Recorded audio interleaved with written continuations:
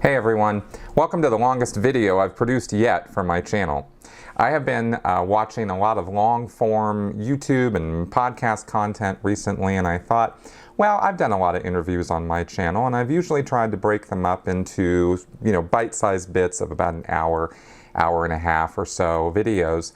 But I thought, well, some of these long-form videos seem to be extremely interesting and watchable, and give a long time to really flesh out ideas and go over a lot of information and talk about a whole bunch of stuff. And when you're talking about things like Scientology and people's history with it, of course there's all kinds of interesting details that crop up along the way.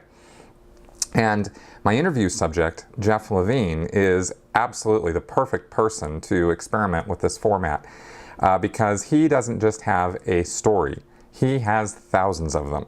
He's got stories within stories on top of other stories. And during the course of our interview here, or really more of a discussion than it was an interview, we go over how he got involved in Scientology in the 1960s in San Francisco during the hippie era, how he was a member of, or a founding member, I believe, of the band People with an exclamation point.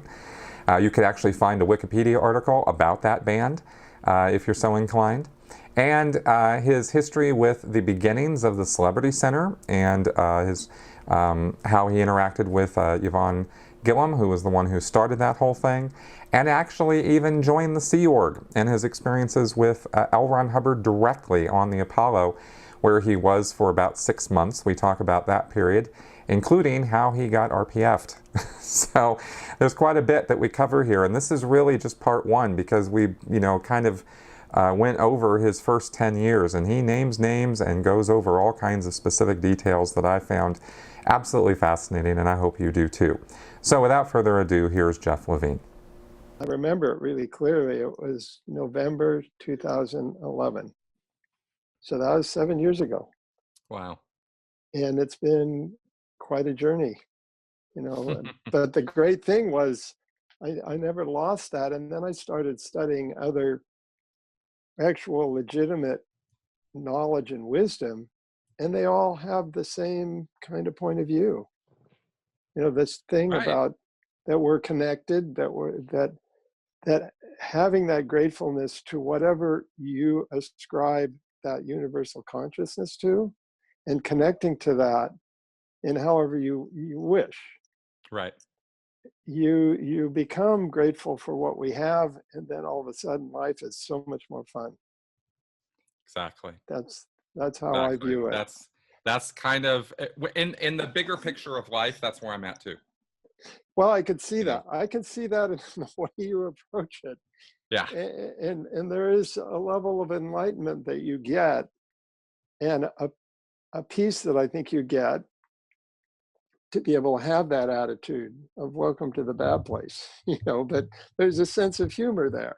Well, exactly, because it's just a joke. I mean, and in the end, if you can't smile, why so serious? You know what I mean? If you can't laugh at all of it, what's the point? Because it's not like any of us are getting out of this alive. Right.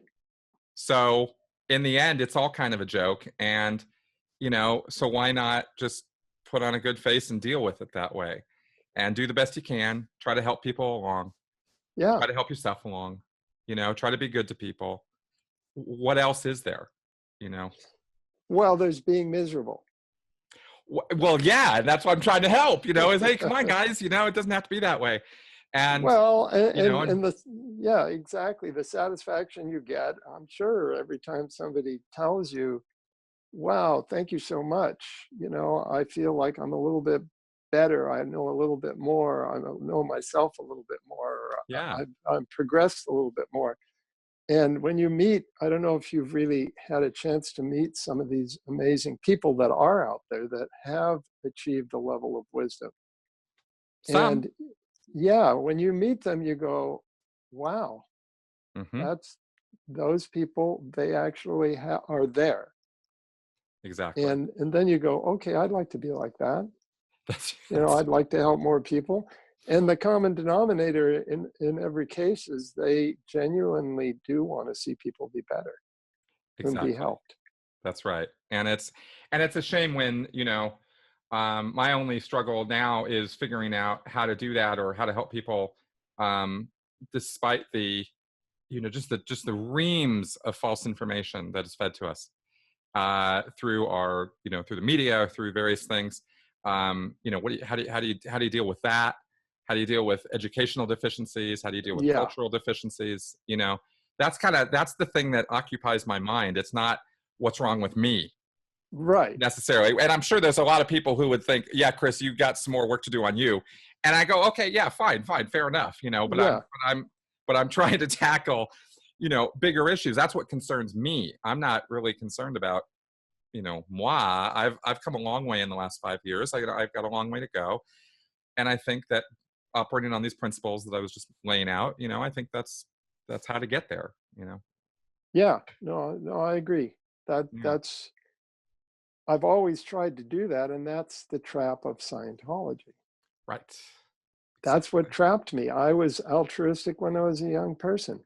Yep. And I was looking in that era, we're talking about the 60s, people were looking for a real quick path. Right. At least in my area, grew up in the Bay Area. We were about ready to get our mantra Hmm. to do transcendental meditation. Oh God, We yes. were ready to do it. We were this far from getting there. And then one day, one of the band members, we were having trouble like bands have, getting along. I mean, we were flying by the seat of our pants. I was the oldest guy. I was the senior guy.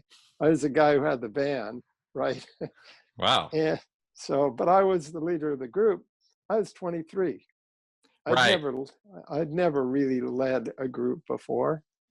Right. And I had stumbled into everything I did was right. But I still wasn't that good at handling people. And I did the best I could. Right. And we were progressing. And so we had signed up for that and were, I think, getting a date when we could do our mantra. And I think you paid a little bit of money and then you got your mantra. And one of the band members, we were rehearsing at his house in his garage, and he came in one day, he was a little bit late. He said, I saw this bumper sticker that said, call me about Scientology. And then the phone number. And he said, I don't know anything about this, but it looked good. Maybe it could help us. So I had already embraced parts of Scientology in 1960, early 64. Okay. I got turned on to Scientology the same night I got turned on to pot. So, Probably not that unusual experience in the 60s. no, it wasn't.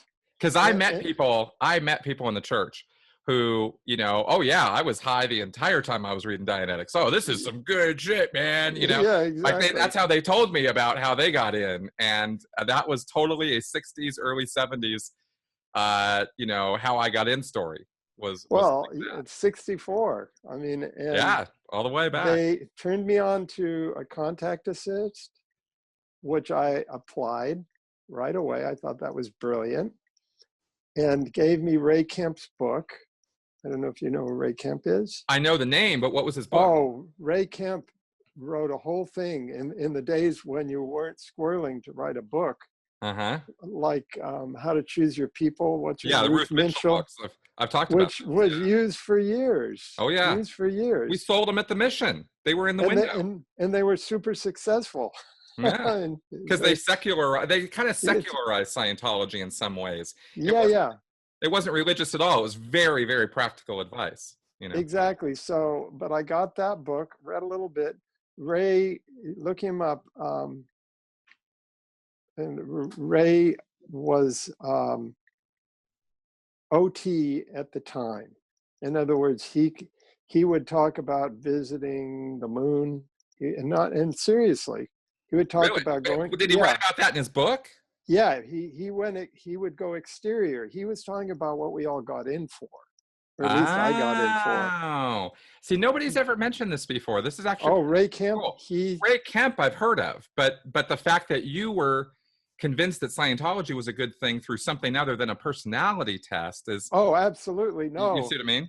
They told me about, and they told me the word OT, what it meant. Thetan. Operating Thetan. Yeah. Well, Thetan, not even OT, just Thetan. Uh-huh. And they piqued my curiosity. The people who piqued my curiosity were Rick Melrose, who's still around in the Bay Area, and he's still in, I'm pretty sure. Yep. And David Nelson, who is a musician that I played with, and he was good friends with Garcia, Jerry Garcia. And we played. By the way, I'm gonna plug this. This is a big plug. I haven't seen exactly where I'm at, but this is an album that just came out. It's, can you read it? Yeah, Jerry, oh yeah, it's totally clear. Well, I'm on this Jerry album. Garcia Before the Dead. Yeah, that's what it's called. I'm on a few cuts on this anthology. Oh, okay. I think we should probably clarify for everybody, because I'm recording right now. Yeah, that's fine. That you're a professional musician, have been for a very long time. Well, started as a professional musician, now professional film and TV composer. Okay. I don't consider myself, I don't make my money at playing with other people anymore. Okay. Okay, fair enough. I do that for fun, but I don't do it for money. All right, but that has a lot to do with how you got into Scientology. Oh yeah, well, this was my first professional group with Garcia. Working for the Dead. Well, no, the Dead didn't exist. This is way before the Dead. Oh, okay, all right. I'm not all hip on the Grateful Dead. I just know they were around in the 60s and 70s and 80s. Well, they had a group, and I'll see and it shows it on CD number 4. And I don't know if you can see it. It says Black Mountain Boys. That's one of the songs on the CD, or that's it's one of the CDs. It's actually a whole CD. Well, we did a whole bunch of performances, and I was on some of them. Okay, got it. Okay, so you were playing with them, and you were bouncing around, and then you read Ray Kemp's book. Well, through David Nelson, who was also on that recording. He was my mentor because he was much older than me, like 3 or 4 years older. In those days, that was much older. Yeah, 27. He was ancient, man, in the 60s. Yeah, he was my mentor. He was 80 in 60s years. Yeah. So this is your so Nelson's your mentor. He was my mentor, and him and Rick were friends. Okay. And David had gone to the mission. I know the org. And this is in San Francisco? Yeah, this is 64 in San Francisco. Okay. And so because all the other groups in the Bay Area at that time were all missions. Yes, but I didn't know about those. But I did know. He just told me that in San Francisco they had a church, an org. Okay. And so he had studied, and I think gotten his ACC or one of the levels. He had studied as an auditor. Okay. But he wasn't really active, and so he turned me on to this. They said, "Hey," after we'd already toked, "Hey, we're going to tell you about something that we think is cool." He told me about Thetan, told me, here's something you can do when you get hurt. Showed me the contact assist thing. And then they gave me, I think one of them gave me the Ray Kemp book. Okay. Of course, eventually it was thrown out as something you could use in Scientology. Yeah, no, you won't find it now outside of a used bookstore. No, it's not source. So therefore, well, this is kind of funny because this is 1964. Yeah. This is even before Hubbard wrote Keeping Scientology Working. This would be the last years of time before Hubbard was even asserting that he was source. This is before the Sea Org even was a glimmer in Hubbard's eye, so to speak. That's true. Well, that's right. In those days, he relied heavily on missionary people who had missions. Yep. The missions were the cool place. The orgs were where you got trained, like upper level. That was it. if you could get when we finally got an admission, that wasn't until 68. Okay. So I basically got interested in it, and then I was going to college, and somebody gave me the Dianetics book. They gave it to me because I had mentioned it or so. Oh, wait, here, I've already read this. Here, you take it. One of the original Dianetics books. Wow. And then my parents, I was talking about it to my parents' friends, real close friends. The Levys, Ruth Levy, she was a practicing psychologist. She looked at that book and she went off. Oh, bet she did. She went off. I'll And bet. it's really interesting. She went off enough that I dropped it. I Okay. kind of just dropped the whole subject, didn't pursue it. I have to thank her now because I would have been deeper into it. I may have never created my rock group if I'd gotten, because I hadn't started my rock and roll segment, with my group people. So anyway, I just kind of put it away. I think I kept the book, but I put it away. And so there was this, from 64 to 68, there was nothing about Scientology. And I was so focused on making the group successful, the rock group successful. All right. And I dropped out of college, and the band just took over my whole focus. So what happened in 68 that you got back in? Well, that was the story I told you. One day, that was the pot story. Okay, got it. Okay. No. The pot story was 64. Yeah. And that's when I got turned on to Scientology. Yeah. Dropped Okay, so I was tracking with that. Yeah, I dropped it. Yeah. From 64 to 68. I just didn't think about it. Okay. About Scientology. I'd forgotten about it. Yeah. Completely, because my mother's friend badmouthed it. Badmouthed Right. Hubbard. She didn't Right. badmouth it. She badmouthed Hubbard. Said he was insane. Oh. Okay. She said he was crazy. All And right. she was like a real doctor. I mean, she was a practicing psychologist, or I don't think she was a psychiatrist, but she was practicing. All right. And so I could guess it did affect me, even though I didn't care. Those were adults. Listen to adults. At the same time, from 64 to 68, I forgot about Scientology. Mm-hmm. And during that time, I formed after folk music, and that's why I played with Garcia, because we were all into folk music. And overnight, we made the transition from folk music in this little clique of musicians in the Bay Area. The focus was on the music, and then we made that transition when Dylan made the transition to rock and to electric. Everyone made the transition. Oh, okay. And then I formed a rock group, just like everybody else. And that was called People.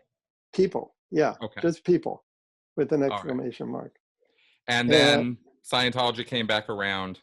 Well, I focused most of my attention on my group. I lived it and breathed it, and you needed to do that. And we kept going like this, just kept going up. We had a great manager. He was Michael, call it Captain Mikey, but Michael Harrington is his real name. He was the top program director at KLIV, which was the top San Jose radio station. Mm-hmm. So we had a real in, because that's our manager. Okay. So, you didn't have trouble getting some airplay. Yeah, well, we didn't have anything to play yet, but he was grooming us to eventually get a record deal. Okay. So in 67, he made the move, went to Capitol Records. A few of the executives came to see us and said yes. So we started to record in late 67. And we did one recording and it didn't do well. And then I think we might have done 2 singles that didn't do well. And then they came up from LA, they came up to San Jose to see us play live. And we played this song called I Love You. And the Capitol guy said, do that song. Okay. That's your next single. And so we went in the studio and did it, and Capitol believed in it, and they started pushing the hell out of it. And so it started climbing the charts. And in March 68, when Albert walked in to, I think it was February, late February or early March, Albert, the keyboard player, had walked in and said, I saw this bumper sticker and it said, ask me about Scientology. All right. That was a pivotal moment for us. Because Because, somebody called the number? well, I knew about it already, and I thought I didn't have anything negative. I had a kind of positive attitude about it. Okay. Because I believed the Thetan concept of that we are spiritual beings and we're all powerful and we have lost our powers and we live on and on. I Mm-hmm. had embraced that as my own philosophy. That Okay. made sense to me. That made sense to me. So when he said Scientology, it was like, okay, after rehearsal, I'm going down. I was down there right after rehearsal. All right. Walked in there. It was like, okay, I'm ready. They didn't have to do anything to me. Interesting. And I Because Ray don't, Kemp had done all the work 4 years earlier. well, Ray and David And and Rick, right, those, Nelson, right, yeah. yeah, they had given me just enough that made sense to me that I took it on and then forgot about it. And then it got triggered by that, that Right. bumper sticker and our band member coming in. So how long after going in and reconnecting and getting involved again, how long, I mean, before you were all in? I mean, was it immediate or did it build back up or like Well, I what was was your in right away. journey? Okay. You just, I want I this. I didn't want even, something. I just want this. Yeah. And my brother went down, and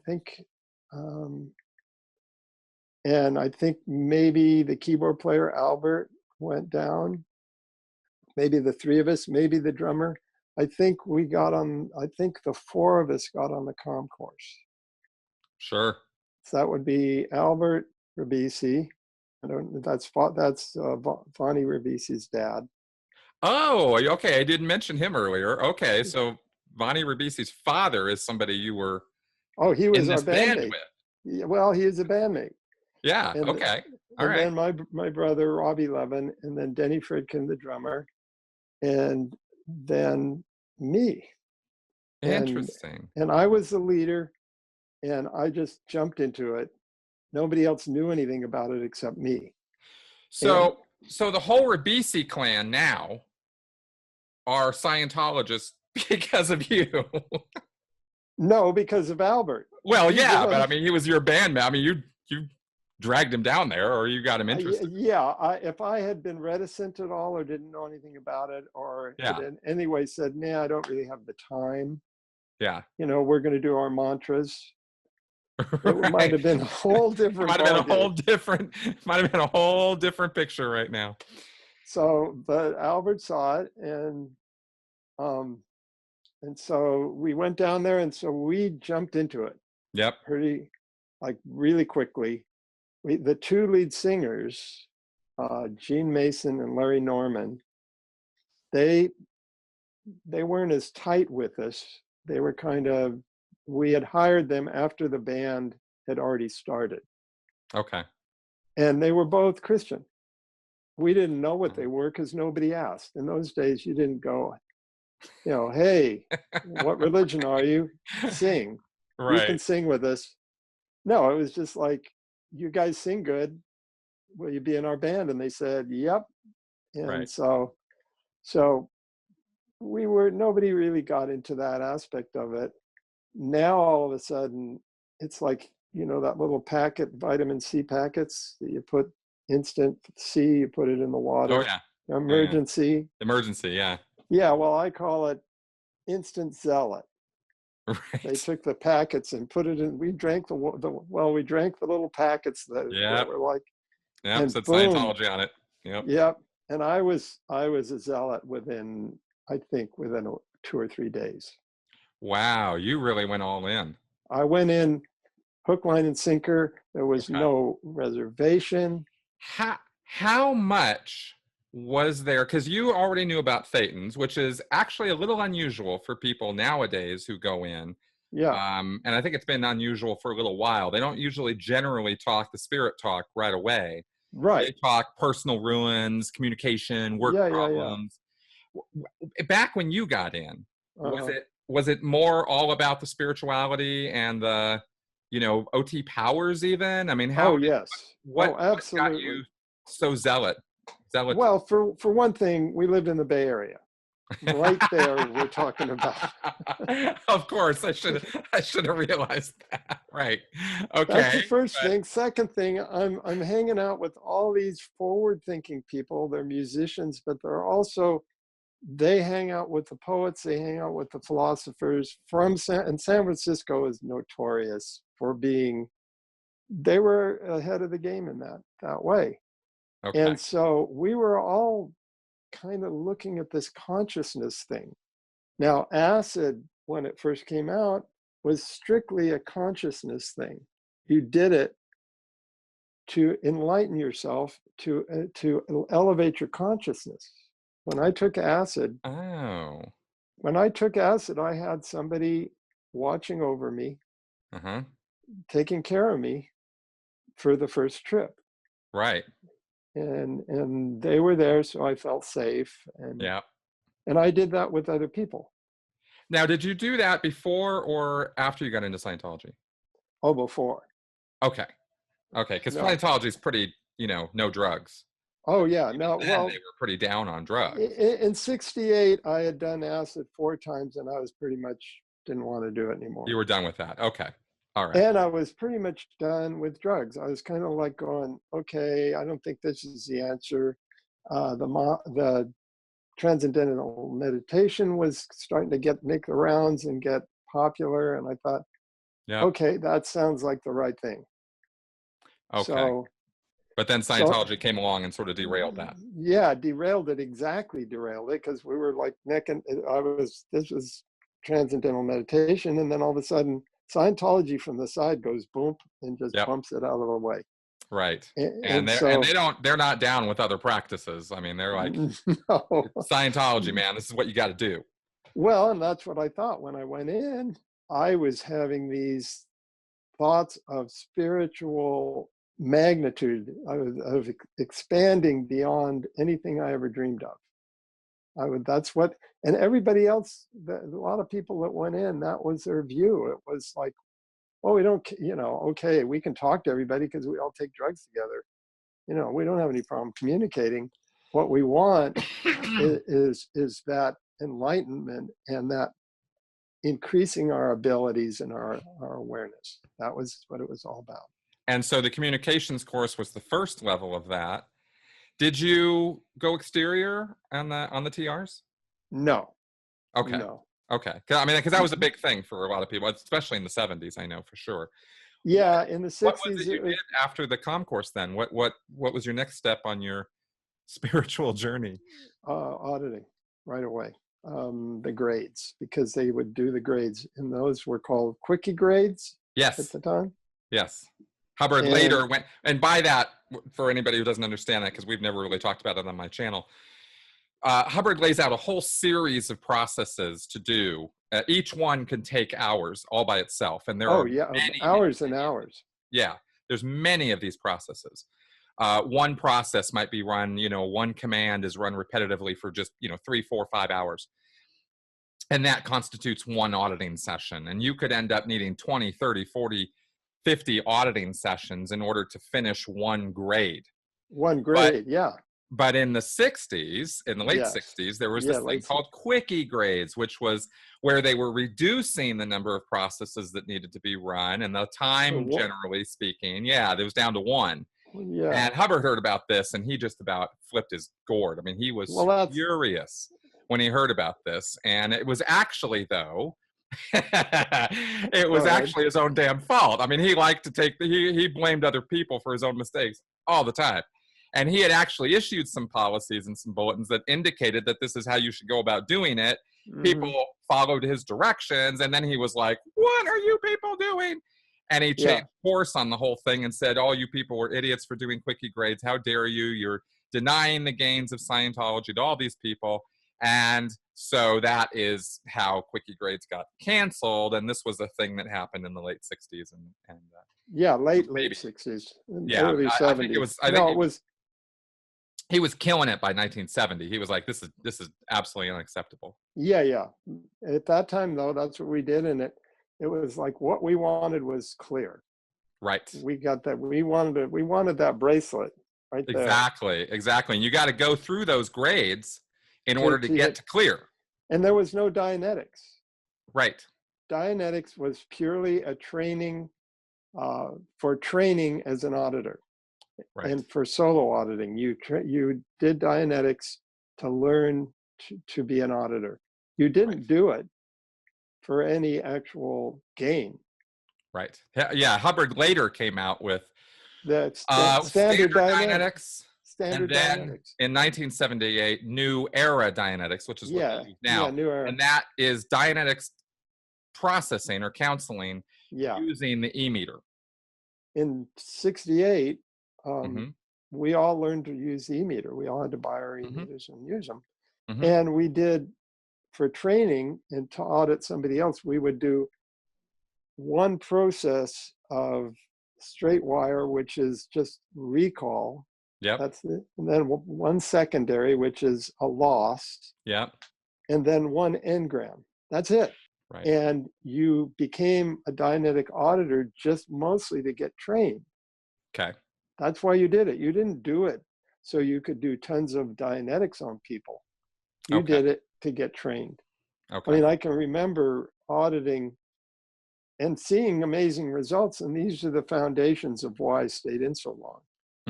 I ran a young gal who was a fan of the bands. We brought her in to the mission. We boomed that mission, by the way. People boomed the mission. We really did.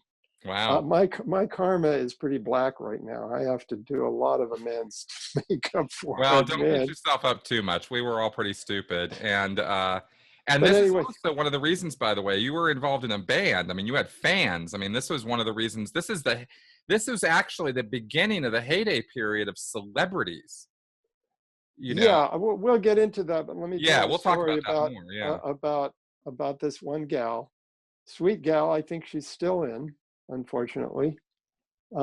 Anyway, she had an abortion, so I ran her, straight wire, which just like remembering when you had a birthday party or remembering anything. And then we did a secondary of some loss that she'd had. And then I was green completely. This was may have been my first auditing as an auditor. And she hit this abortion. And man, and I did exactly what we're supposed to do, take her through it. It was a blowout for me too. She hit that thing, whatever it was, that was, the core of it. She blew out. I mean, she just completely blew out.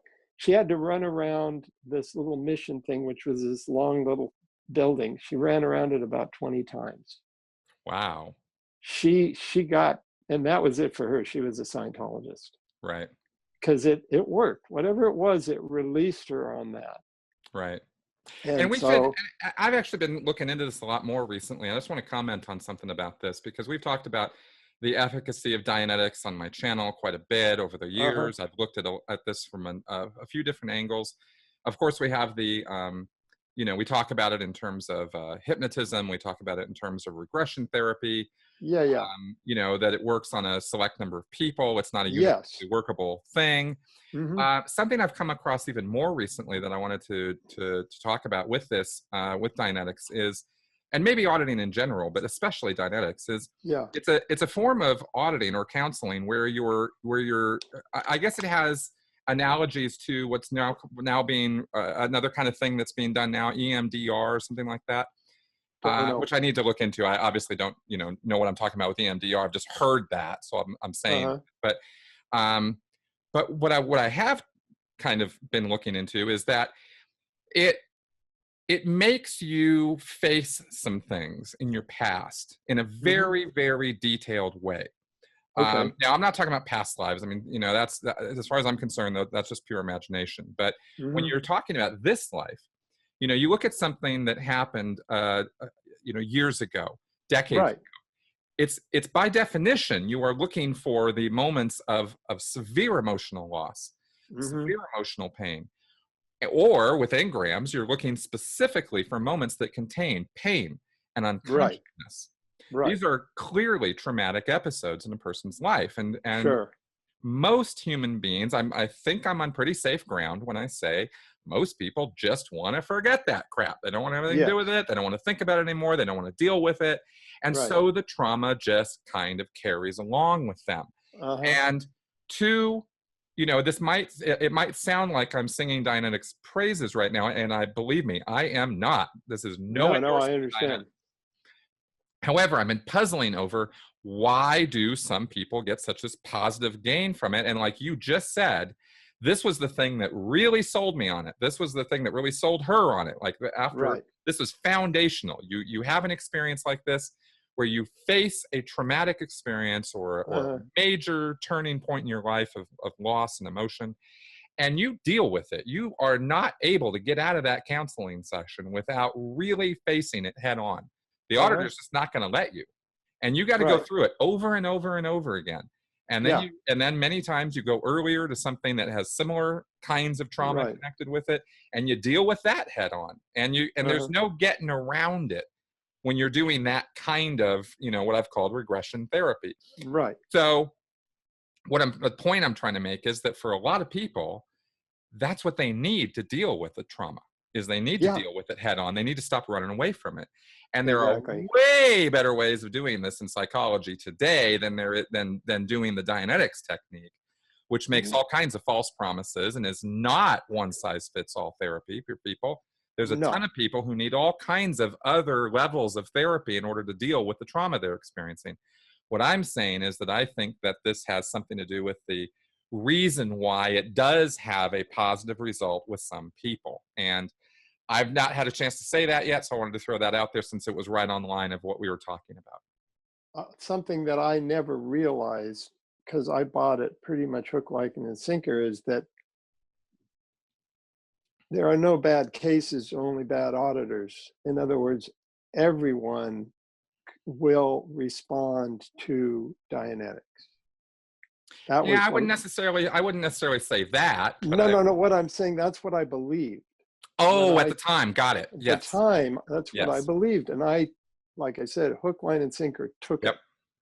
And then that only reinforced it when I did that. Right.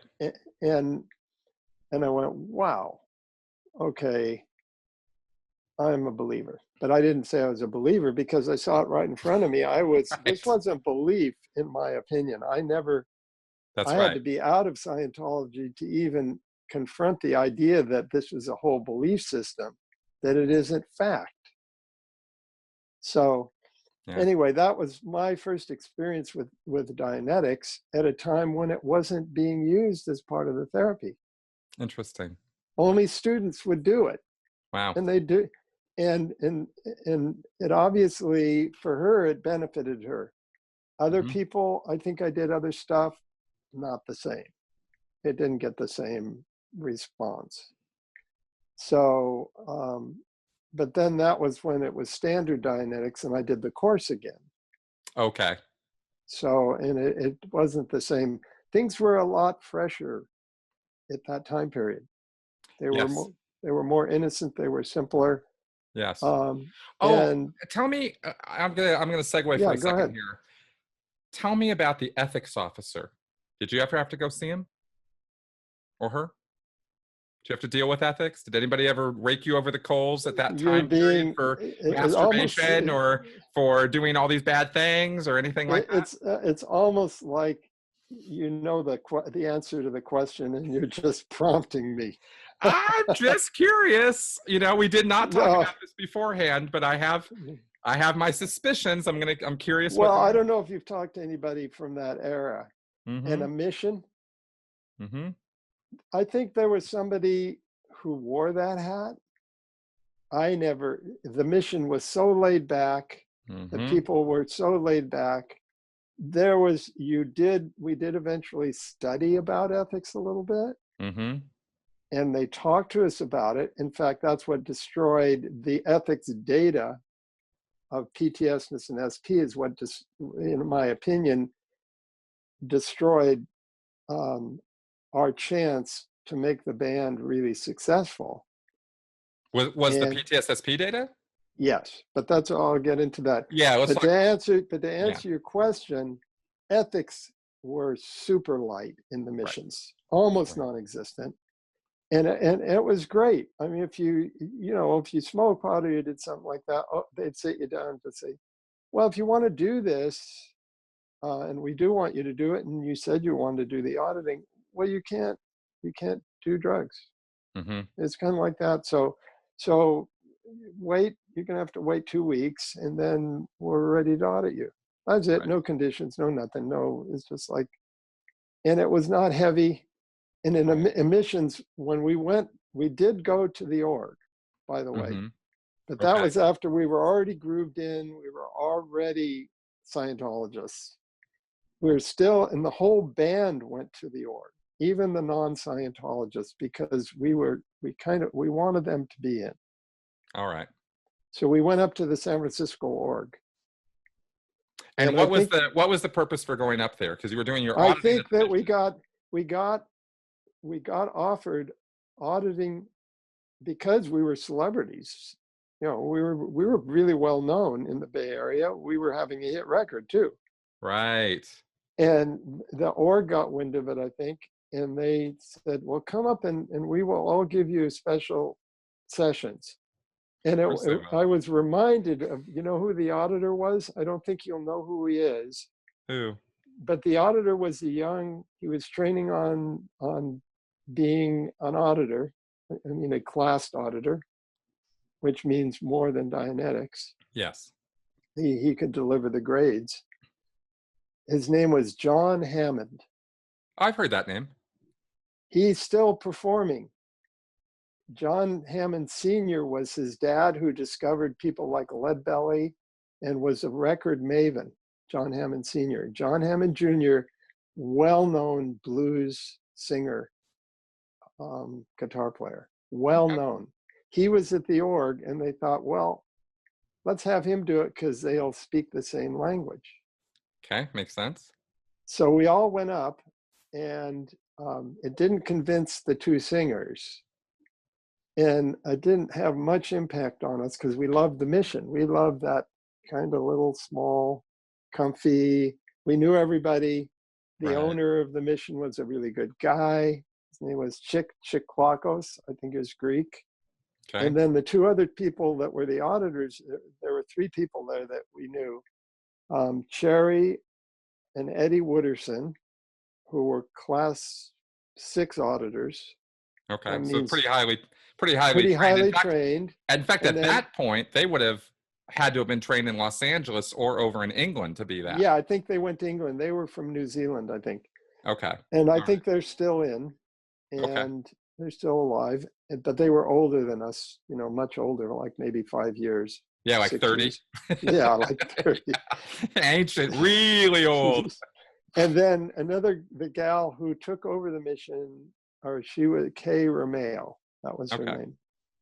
So how did this trajectory go to, you know, going up to the org and getting some auditing to Celebrity Center? Because you ended up getting connected up with that, right? Well, more than that, that's a whole story in itself. Oh, okay. All right. What happened is we went up to the org, and we didn't like it at all. Okay. We were like, get us away from this org. We don't want this. This is too strict. It was too strict. What was the difference? What happened? What? Well, it was just, you know, it was like It wasn't, it was a big building. Yeah. Didn't look, it wasn't in very good shape. Yeah, And pretty usual for orgs. yeah, Yeah. and the people were like, they were all like, we were anti-corporate, and it seemed kind of semi-corporate. Really? Yeah. I mean, we were Okay. anti-corporate, you know, and this is Oh like, yeah. and the mission was so different, the feel of it, and it's much smaller, simpler, and so we weren't comfortable there at all. Interesting. Interesting. Because, And of course, this again is just going to feed into my whole narrative that Miscavige is not at all interested in expanding Scientology, because he, in the early 80s, I mean, about 10 years after the time period we're talking about right now, yeah. he convinced Hubbard somehow got on a tear about the missions. Oh And yeah, no, I remember. Miscavige managed to do away with all of these because he didn't have as much control over them as he did the orgs. Well, I remember the whole thing, and Yeah. I was on the periphery, and it was only described to me what happened. Yeah. But I was really active then. I was at Flag by that time. Right. I was on flag lines by that time. Okay.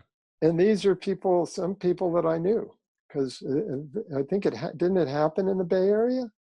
Yeah, that was yeah, that was the infamous mission network disband, sort of not disband, but the mission well, conference is what it was. Yeah, and it makes sense that it was in the Bay Area because I was born there, so I know the vibe. There is a vibe in the Bay Area that's different than the rest of the United States. Yes, pretty much the rest of the world. Yes, I've been there too. Yeah. So that was a perfect place to have missions because everybody's very laid back. There's a friendly kind of family attitude. Yep. And that's why I think the missions were so successful. That's exactly why. And that friendliness, and there was a caring. There's this, the Bay Area, you could say, is the care area, where people do care. That's where all of that protesting started, and peace shit, and the be-ins and the big, huge concerts. Yeah. They started there. So that was a perfect place. So it'd be the perfect place to attack. If you can kill that, you could pretty much kill the rest of the United States.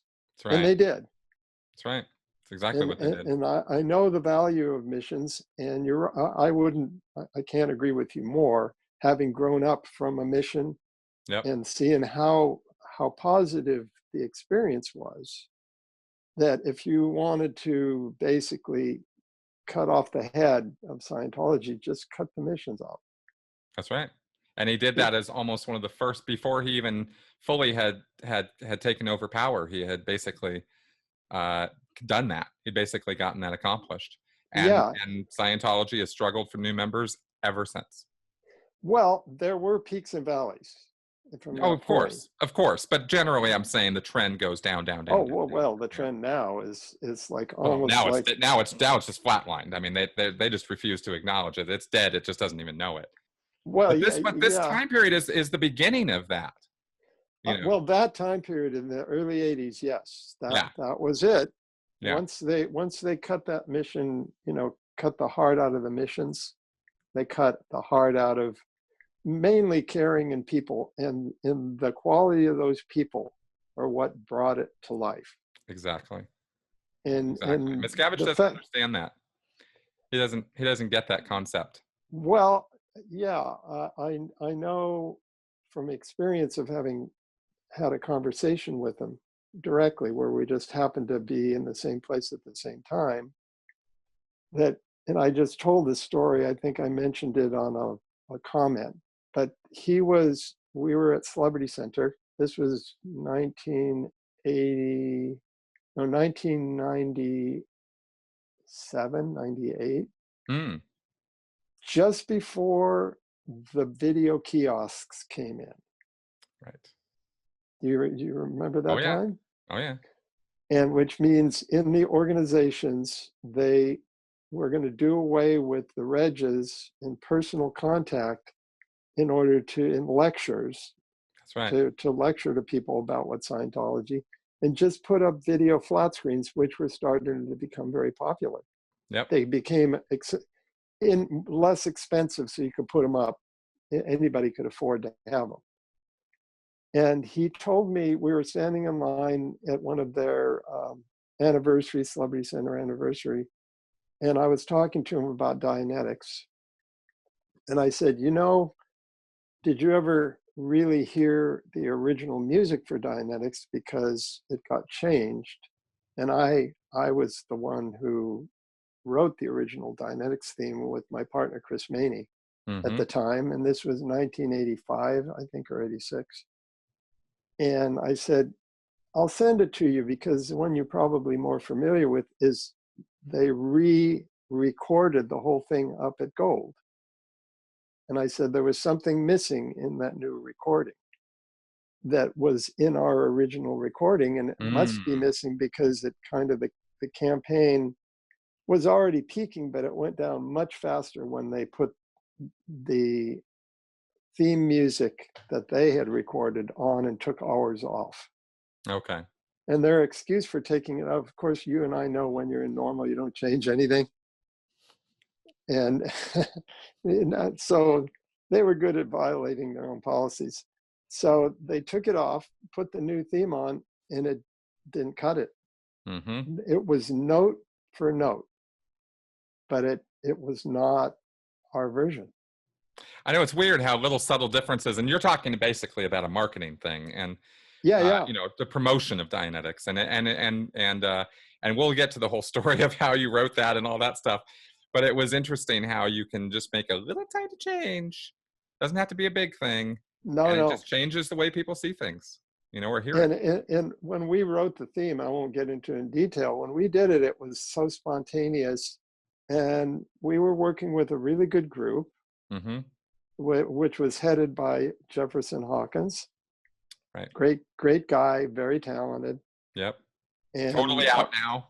Well, no, Jeff, well, I call him Jeff because then it was Jeff Hawkins. Yeah. But Jefferson and I were on a professional basis, and he was great to work for, really good to work for, which I think what I found out later is quite unusual. And we had a real good team, which I can talk about the team because I know all the people who put that together. Yeah. But anyway, the point was. Well, you mentioned I was talking to David Miscavige.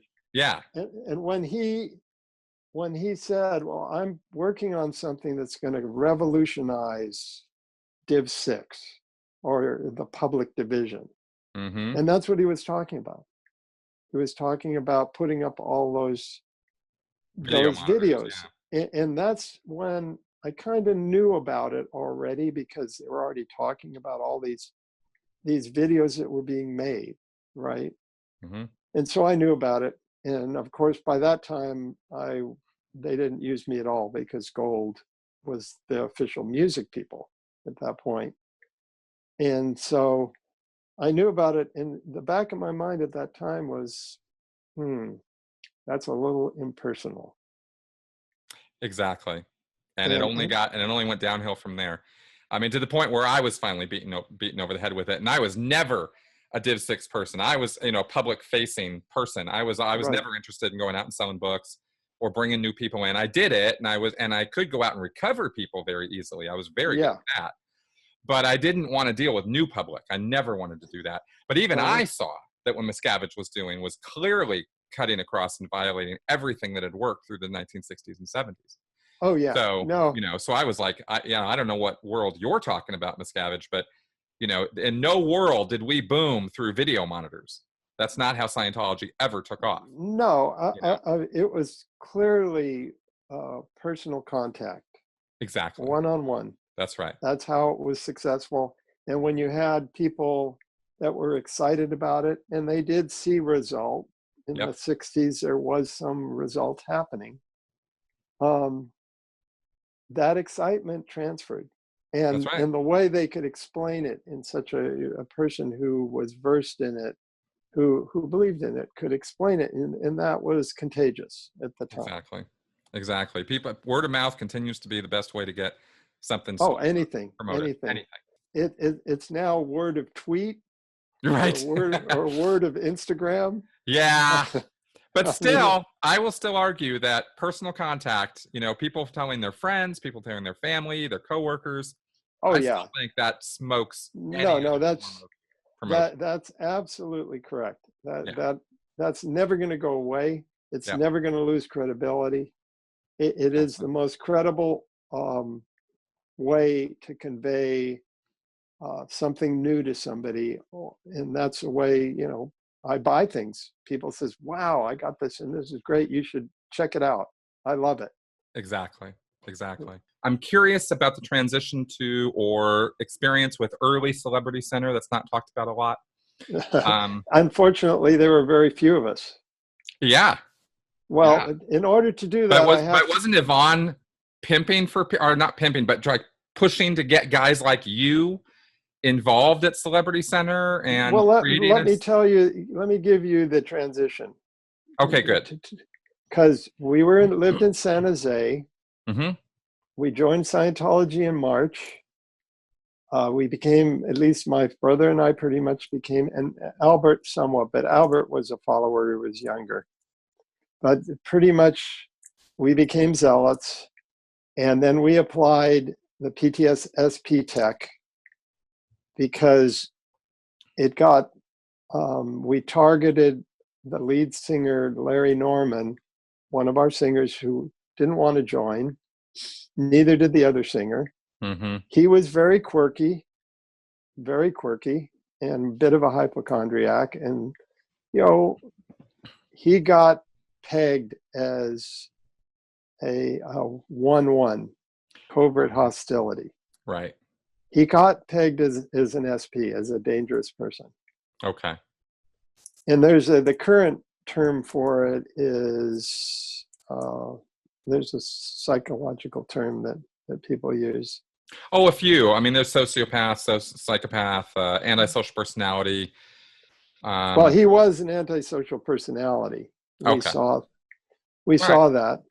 What we didn't know about Larry is that he lived in pretty much somewhat of a fantasy world. We Oh, didn't know that at the time. okay. Did he deserve to get kicked out of the band? No, Okay. not at all. And he turned out to be the most gifted songwriter of all of us at that time. We were writing songs. We didn't know how many songs he'd already written because he was very quiet about it. And he was also very quiet about his Christianity. We didn't even know he's Christian. We just knew he was odd. Okay. And so once we got this. Wait a minute. You were connected with a musician who was a little odd? Yeah. That's so weird. I don't understand. Yeah, I know.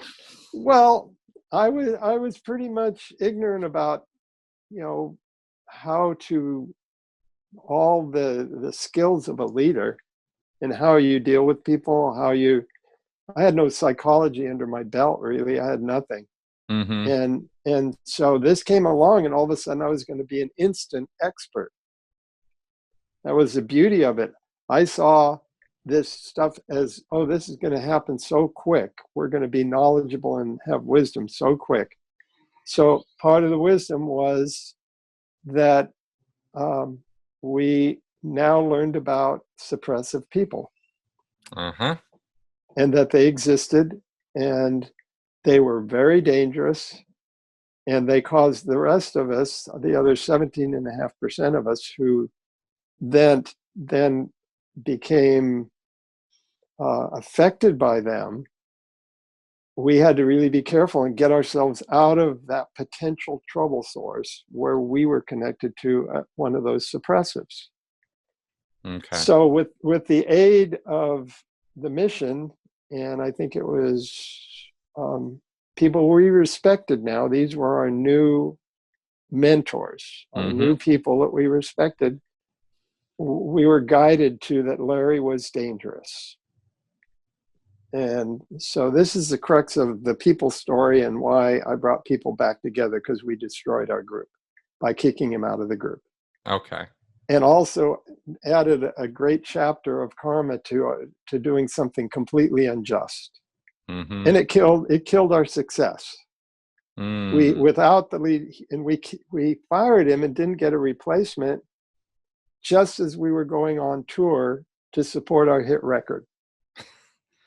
So think about that. That's very sensible sequence of actions. Yeah, You're that's a good very way to go about smart. doing Kick that. out your lead singer just as you're going on tour to support a hit that you could have pushed over the top. Instead, we go out, can't produce the sound because he was a key vocalist on the record.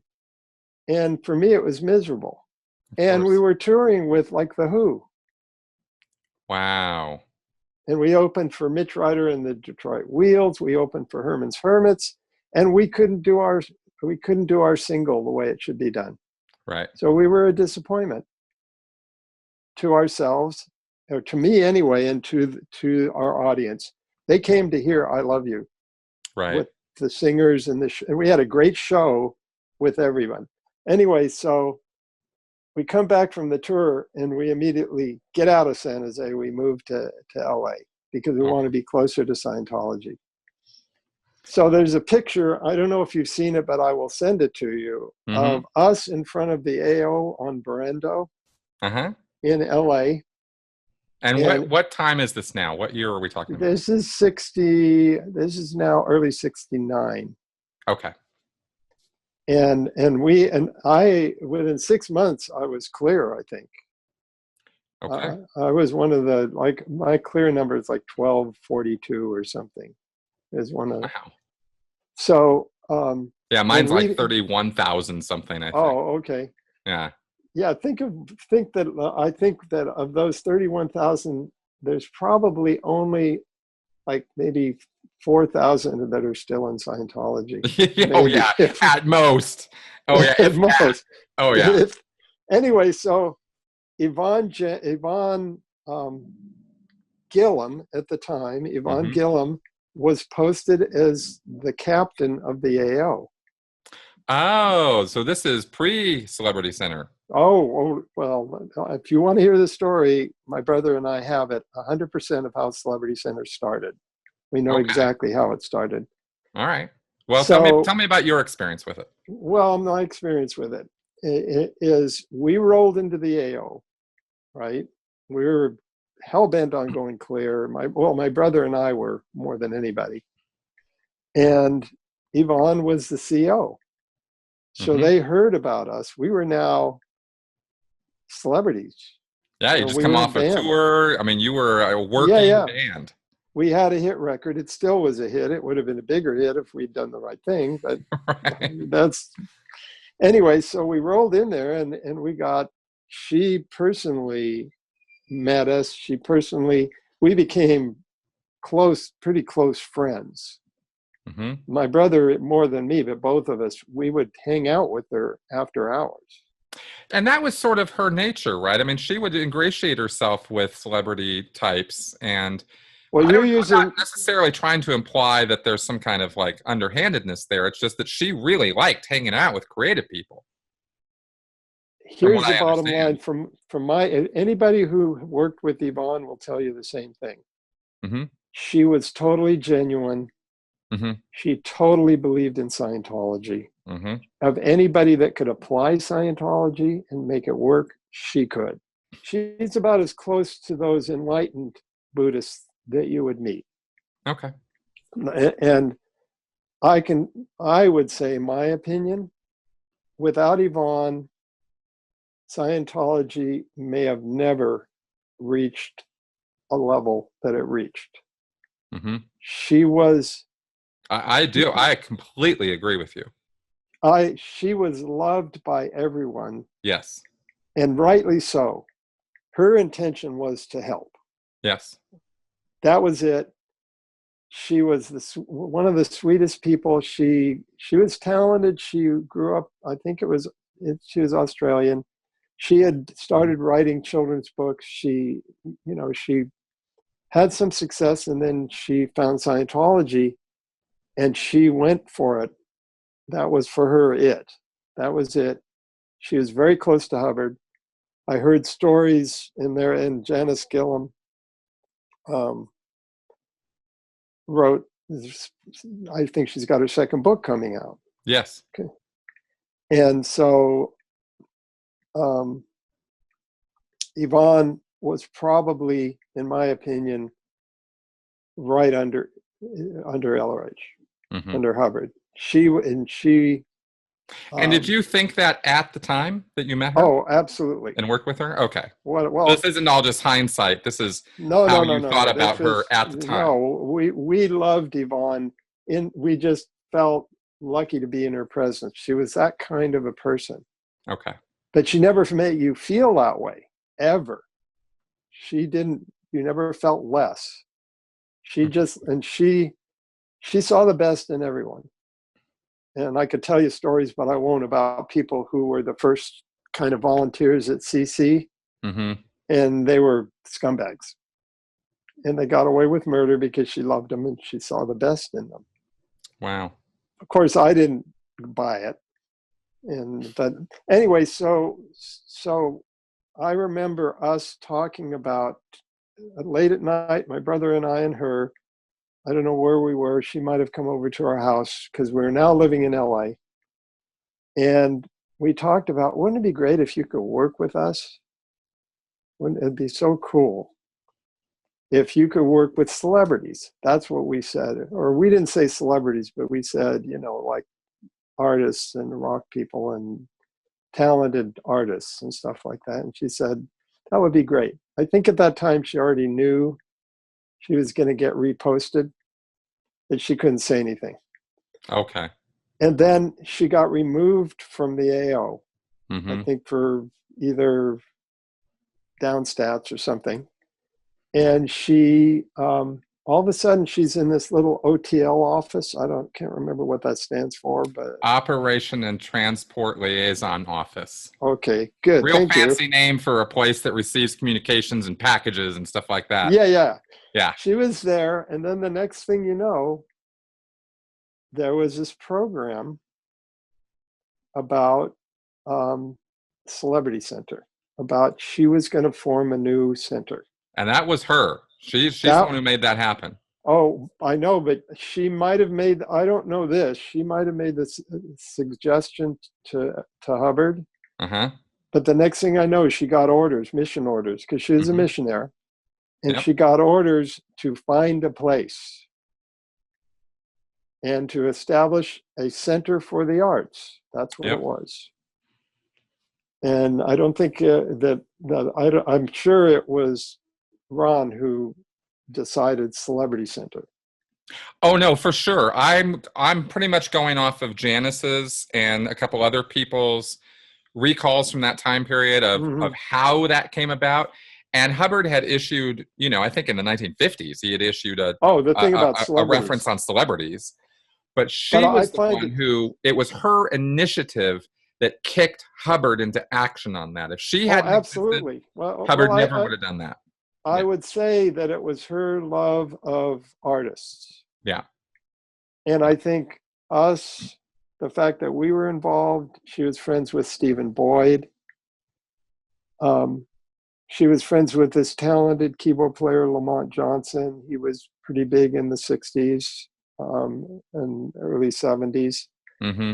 There were a few artists around. I think Stephen and us were the ones that had the biggest credits. Okay. And she realized, I think she must have realized that, wow, I might be able to make something work with this. And I love working with these people. I love these people. I want them to do better. It was one of the few examples in Scientology's history of somebody besides Hubbard, for one, having a truly far-reaching idea. Right.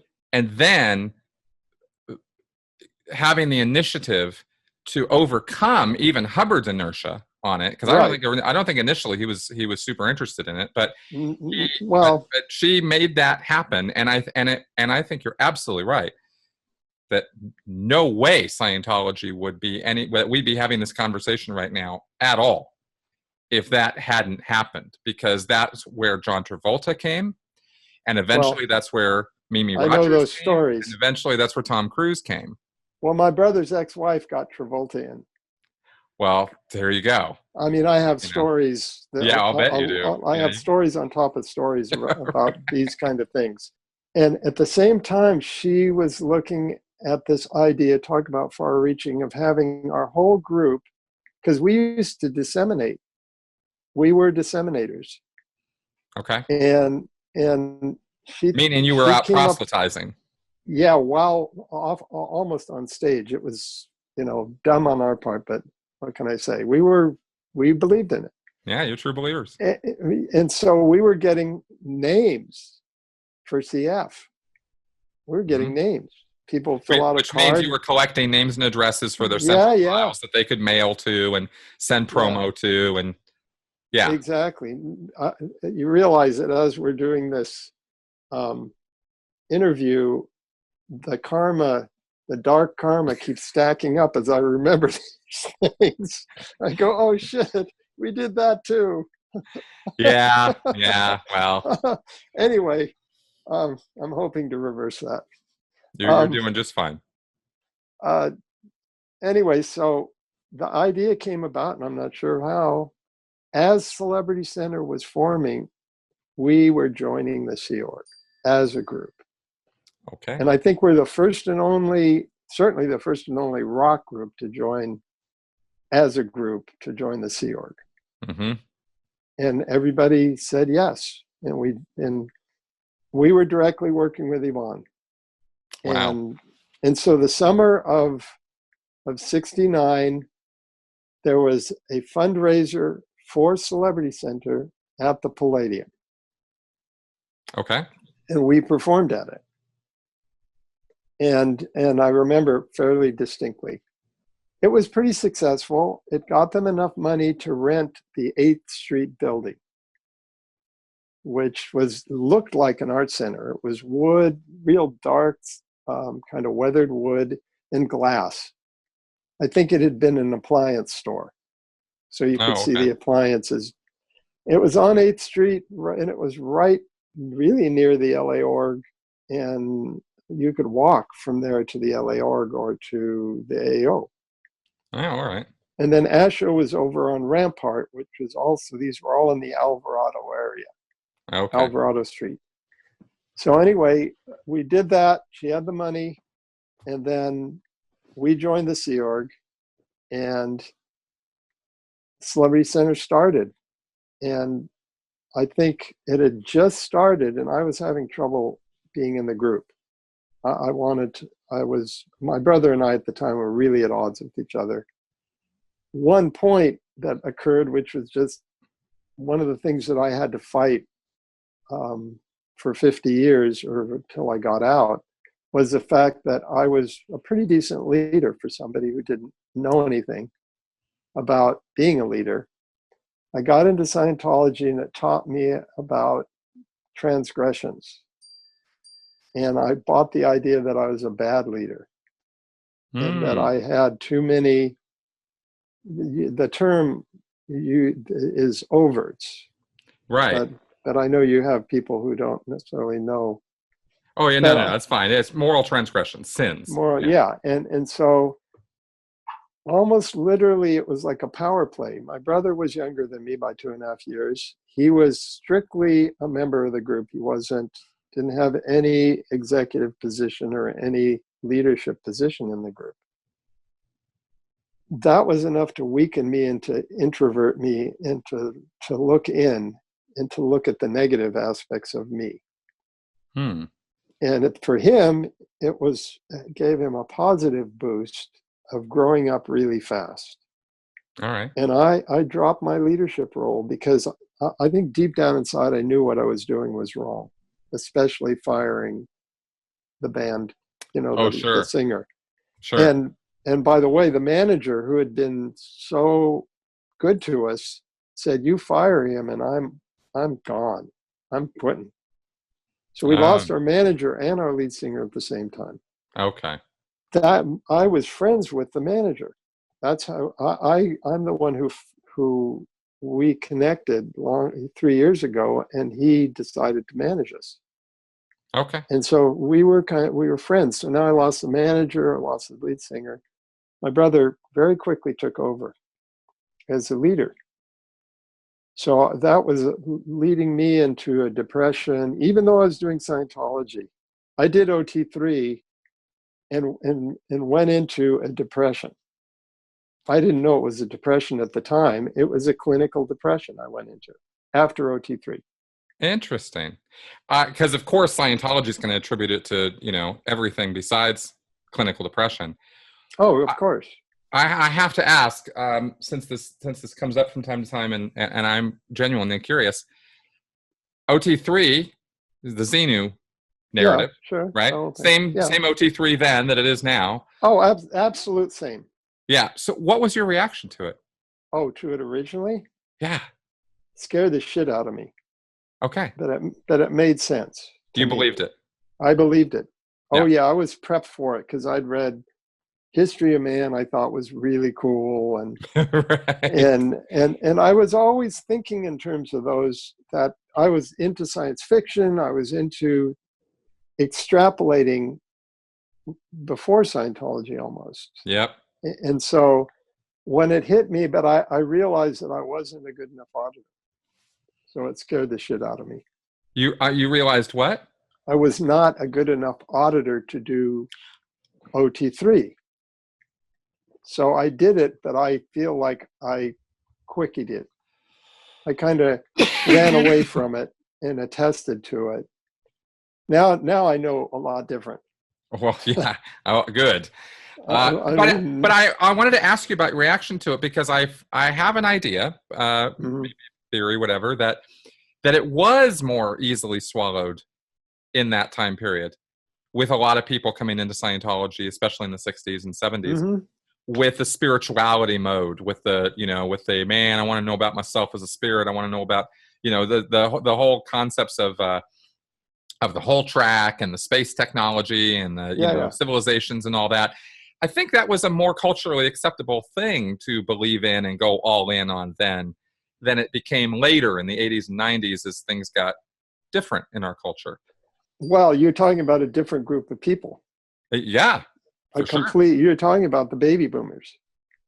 They grew up with a level of science fiction that was a golden age of science fiction. Right. You had Twilight Zone, you had some of the Outer Forbidden Limits. Planet. These were things that were and some of the great science fiction writers, Asimov and Bradbury. Bradbury was like the Bible. Yep. Amazing. Yep. And so and then Doc Smith. Yes, the Lensman series. That was almost like he was writing about Scientology and about Thetans and about I had people in the 80s tell me that they thought Doc Smith was a pen name for L. Ron Hubbard. No. Yeah. I know it's not. I'm just saying that there were Scientologists who actually thought. Oh yeah. Well, anyway, in that time period, yes, we were the dreamers. Right. That group of us. And so the mystique behind OT3, because that was as high as you could go.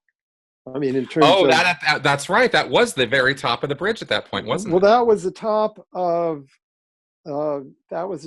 negative gain. In other words, after that, OT4, everything was about OT powers. Ah, right. The bridge was very different back then. Very different. And so you did 3, and if you did it correctly, then your next step was how to go exterior and how to reorient your body to the physical universe. And 4, 5, 6, 7, and 8 were all these different steps to doing that. Right. Very different steps than what they are now. Rehabilitating your whole track. I can't remember what 4 was exactly, but they all had to do with positive gain. Right. And 3 was where and by that you mean they weren't about addressing incidents of trauma or stress in the past. Yes. They were about exercising OT, spiritual powers. Yeah, and I haven't seen a lot of people talk about that either. I don't think that era of it. No, not much, because I mean, honestly, there's not a lot of people who did those levels who are still around. No, that's true. Talking about them. I mean, it's kind of and it changed radically in the 70s, because it was only a couple of years later that. In 78, the bridge changed entirely. I mean, Hubbard well, I think that people were hitting the brick wall of non-exteriorization, of Yeah. not being able to get out of your body.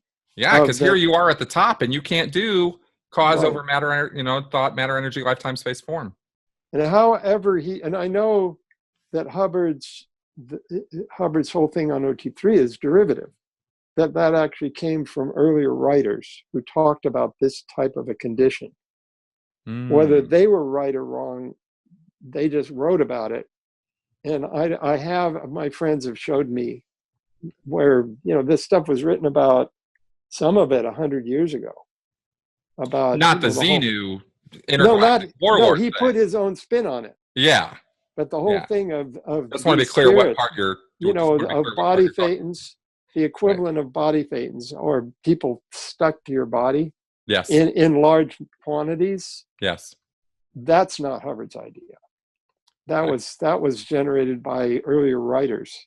He just put his spin on it. Right. And then that his whole science fiction thing, he just took it to the nth degree. That was Hubbard. And having worked with him, I know for a fact the kind of researcher he was, because I worked directly with him on music. Now we're jumping right to that. So what do you mean you worked directly with L. Ron Hubbard on music? When was that? What was that all about? 1974. Okay. What happened? I was happily working with a really wonderful songwriter named Jimmy Sveris in LA. Okay. Were you still in the Sea Org at this point? No, I had not. I had unofficially left. Okay. See, we there's so many different things. Oh no, I know. There's so many little details here. We're not. Well, the one detail is that I went in 1969. I went from People. I quit People. Yeah. Because my brother and I actually came to blows. Oh wow. Because I was this failed leader who still felt that I had responsibility, but I was no longer responsible. I had gone through a bout of depression right after 3. That lasted a few months. I was kind of coming out of it, and my brother disagreed with me about what I should wear at a concert at the Hollywood Bowl. We were performing at the Hollywood Bowl. I wanted to wear these engineers, like overalls, like the train engineers wear. Yeah. He thought that was unbecoming for the rock group. Okay. Anyway, we came to fisticuffs, to blows, and I got in my van after they pulled us away and went to the gig, did a great performance at the Hollywood Bowl, and then said, "That's it for me. I'm out of the group." Okay. And I kind of knew where I was going to go, because at the time there were 2 Sea Org staff at Celebrity Center, just 2. Yvonne and this little Australian gal named Beth. Okay. I think she was Australian. She'd been friends with Yvonne. And I said, okay, I'm going to move somewhere near Celebrity Center. I don't have a lot of money, but I have a car. And I'm going to be the 3rd staff member. Okay. So I was number 3 staff member with Yvonne.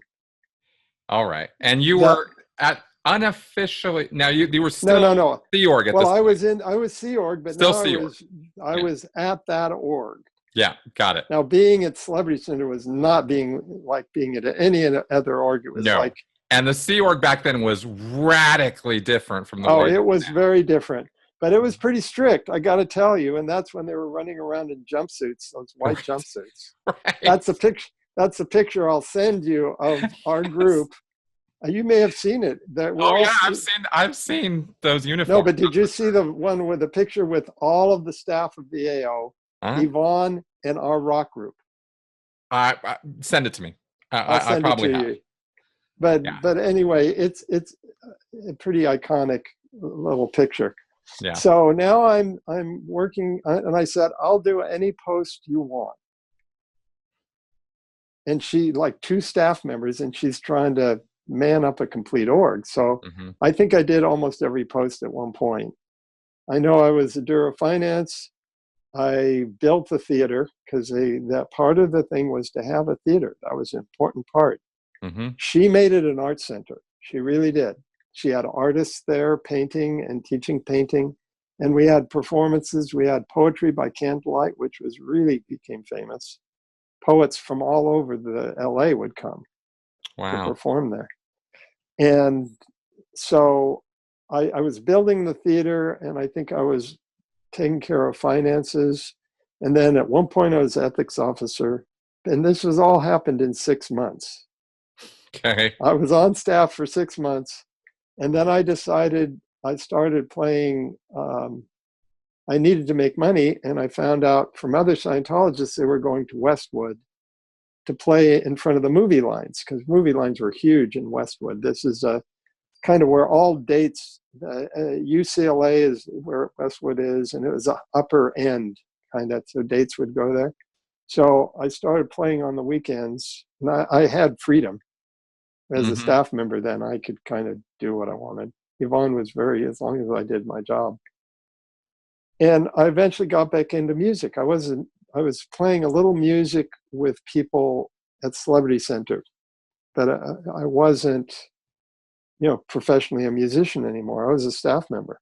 Mm-hmm. And so I stayed for 6 months, and then I left because I met this great songwriter, and I started working with various people I met there. So I wanted the freedom to get back into music. Yvonne just said, go. No, that's what I'm talking about, man. Loosey goosey Sea Org, dude. That was nothing like that happens now. No one's ever going to fire you from the Sea Org. That was Yvonne. Yeah, she that's right. She had ideas for me as an executive. She also saw that I couldn't stop being an artist, a music artist. She basically let me go.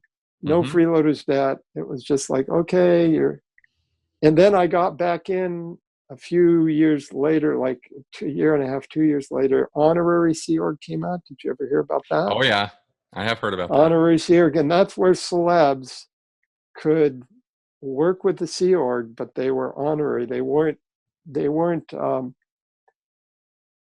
controlled by the same rules because they were celebrities as a regular Sea Org member. So they called them honorary. Would you say that was, knowing what you know now, would you say that was a manipulative technique to make the celebrities feel more involved and work more with the church?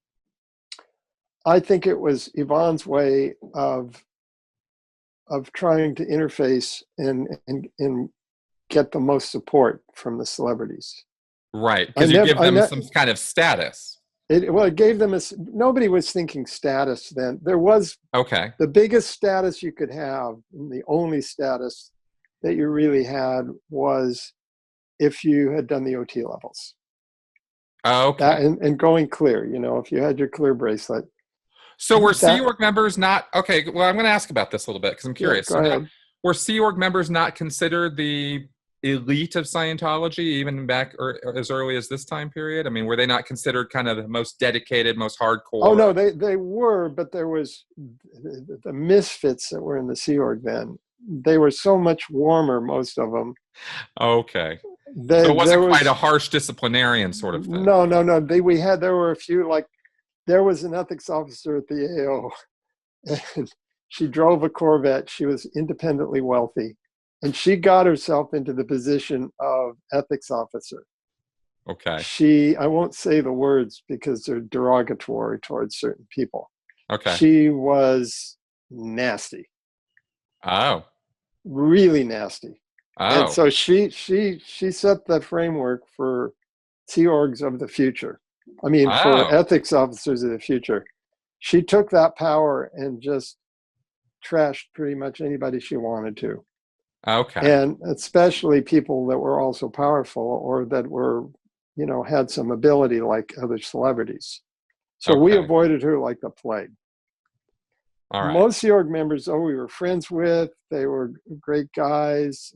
People like Irish Shalef, and he was a reg at the time that some of you probably may or may not know. And I heard that Michael Silverman came back in. He got welcomed in. I mean, he's still alive, and we all knew him. He was the kind of the guy that you liked. There were lots of them, lots of people like that. Okay. And so, They were. It was a friendlier, more inclusive thing. Oh well, yeah. what would be the point of having the honorary Sea Org title then? I'm just kind of curious what did that encourage? What did that give you? Because then you could work with the celebrity. You could work with Celebrity Center. They would give you support. You could do things where you could bring people in. It was a chance, and we didn't look at it as status so much. It was just a way of doing more than just being an FSM. Okay. Doing more than, and I know I remember the actor Bobby Lyons was in the Sea Org, wasn't working for him. Okay. At all. And so when that came out, it was perfect. He just moved over to honorary Sea Org. Interesting. And I moved over for a little while, but then I did then I rejoined kind of, it's back and forth. I did some touring with another artist. They were still using artists, not in the way they use them now. These were people who already had some success and then joined the Sea Org. The groups were not created in the Sea Org like they do now. Like the Jive Aces were created in the Sea Org. That big band group. Are you 100% on that? Because I was going to mention earlier, I think they're the only other group I know of who were a group. They became Scientologists, then they joined the Sea Org, and that could be. That's probably the only. I think you're right. They may be the only other group who've done that. Yeah, I think that's true. And they were not a rock and roll band, so they had that style. They're a jazzy kind of thing. Yeah, well, they're kind of small big band, like the swing. Yes, that's a swing. Yeah, that's right. So, but normally that doesn't happen. No, the Sea Org does not put together musical ensembles, except for the Golden Era musicians. No. Well, they do that. They did, and of course that's a whole other discussion of why I went to the ship when I went, and we started. And by the ship, you mean Hubbard's ship? Yeah, the Apollo. Okay. That was 1974 that I did that. But prior I still want to know all about that. But prior to that, well, that's a whole different story. I was 6 months on the ship. So, wow. Okay. And that was a key element. That's when the RPF started. Uh-huh. It started just before I got on the ship. Okay. But anyway, back to Celebrity Center. So I now was performing with three different artists. One was Larry McNeely. He was a famous banjo player who worked with Glenn Campbell. He was on TV. He was very famous. Another guy named Dick Glass, the Eloquent Elephant, who did a lot of performances for Scientology. And we did a recruitment tour of Sea Org members. I toured as honorary Sea Org members. You guys went out and recruited real Sea Org members. Well, at the time, I think we had rejoined for the tour. Okay. For the tour. Oh my God! I mean, it was wild and woolly times. It was so wild and woolly. And I'm not even going to get into what happened on that tour in terms of how promiscuous we were. Oh yeah, because this was before the clamp down by Hubbard, which I think happened in 78 or 79, of 2D rules and thou shalt not have sex before marriage, no heavy petting. Oh, that all came later. That. Yeah. This was all before that. So, but anyway, I never routed out of the Sea Org. From 1969 to 1974, I never routed out. I just kind of would go back and forth. Okay. Now I'm out. I worried about routing out because I knew I'd have a freeloader debt. So what happened is I got a telex in 1974 working on I was now a committed band member for this guy, Jimmy Spheris, we'd already done 2 albums. Okay. On one on CBS and one on Epic. And he had a pretty big following. I mean, we were touring the Midwest. We were opening for Richie Havens. We were And you're opening a for Sea Org member, Kansas. sure. Well, I was really out of the Sea Org, but never routed out. Right. And right. actually, here's another story. There's a guy named Jim Calger. Jim is still around, but he's pretty much retired. And Jim was in the Sea Org, but he was a good piano and sax player. He got permission to go on tour with Jimmy Ferris because Jimmy was disseminating at the time, and 2 or 3 times Yvonne flew out to these big concerts in the Midwest where he was huge. Mm-hmm. And at the end of his concert, she would read What is Greatness? And he would talk about Hubbard and Scientology.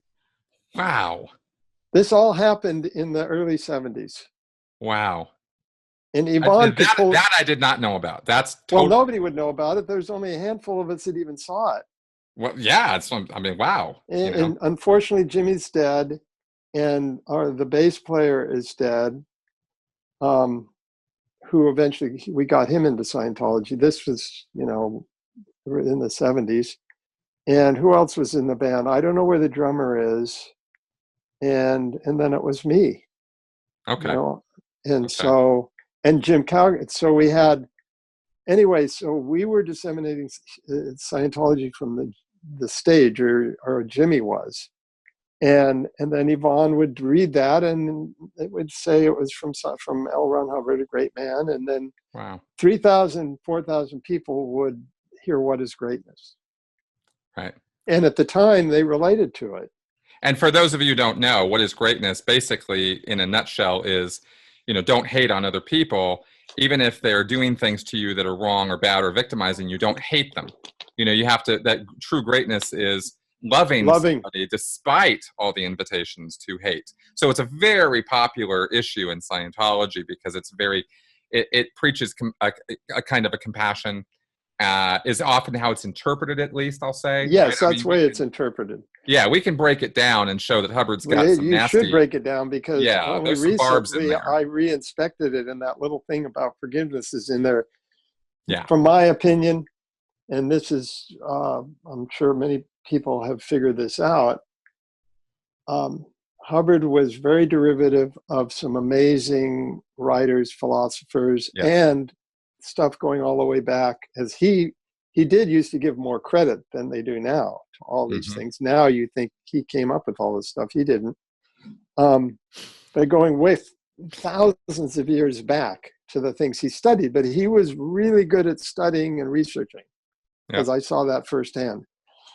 Anyway, he is also, in my opinion, really good at taking a piece of truth that you could apply and then inserting his own element to it. And that element was clearly put there, and I'm sure there'll be people who disagree with me, to control people. I don't disagree with you in the... I'm not talking about you. No, I know. I'm just saying. But people who still believe in the tech. And I don't disbelieve in the things that I've learned. I didn't throw them all out. I learned a lot. I got a lot. My understanding of how I got it and what it did to me is a different story. But there's a lot that I appreciate and that I've come through and is valuable to me.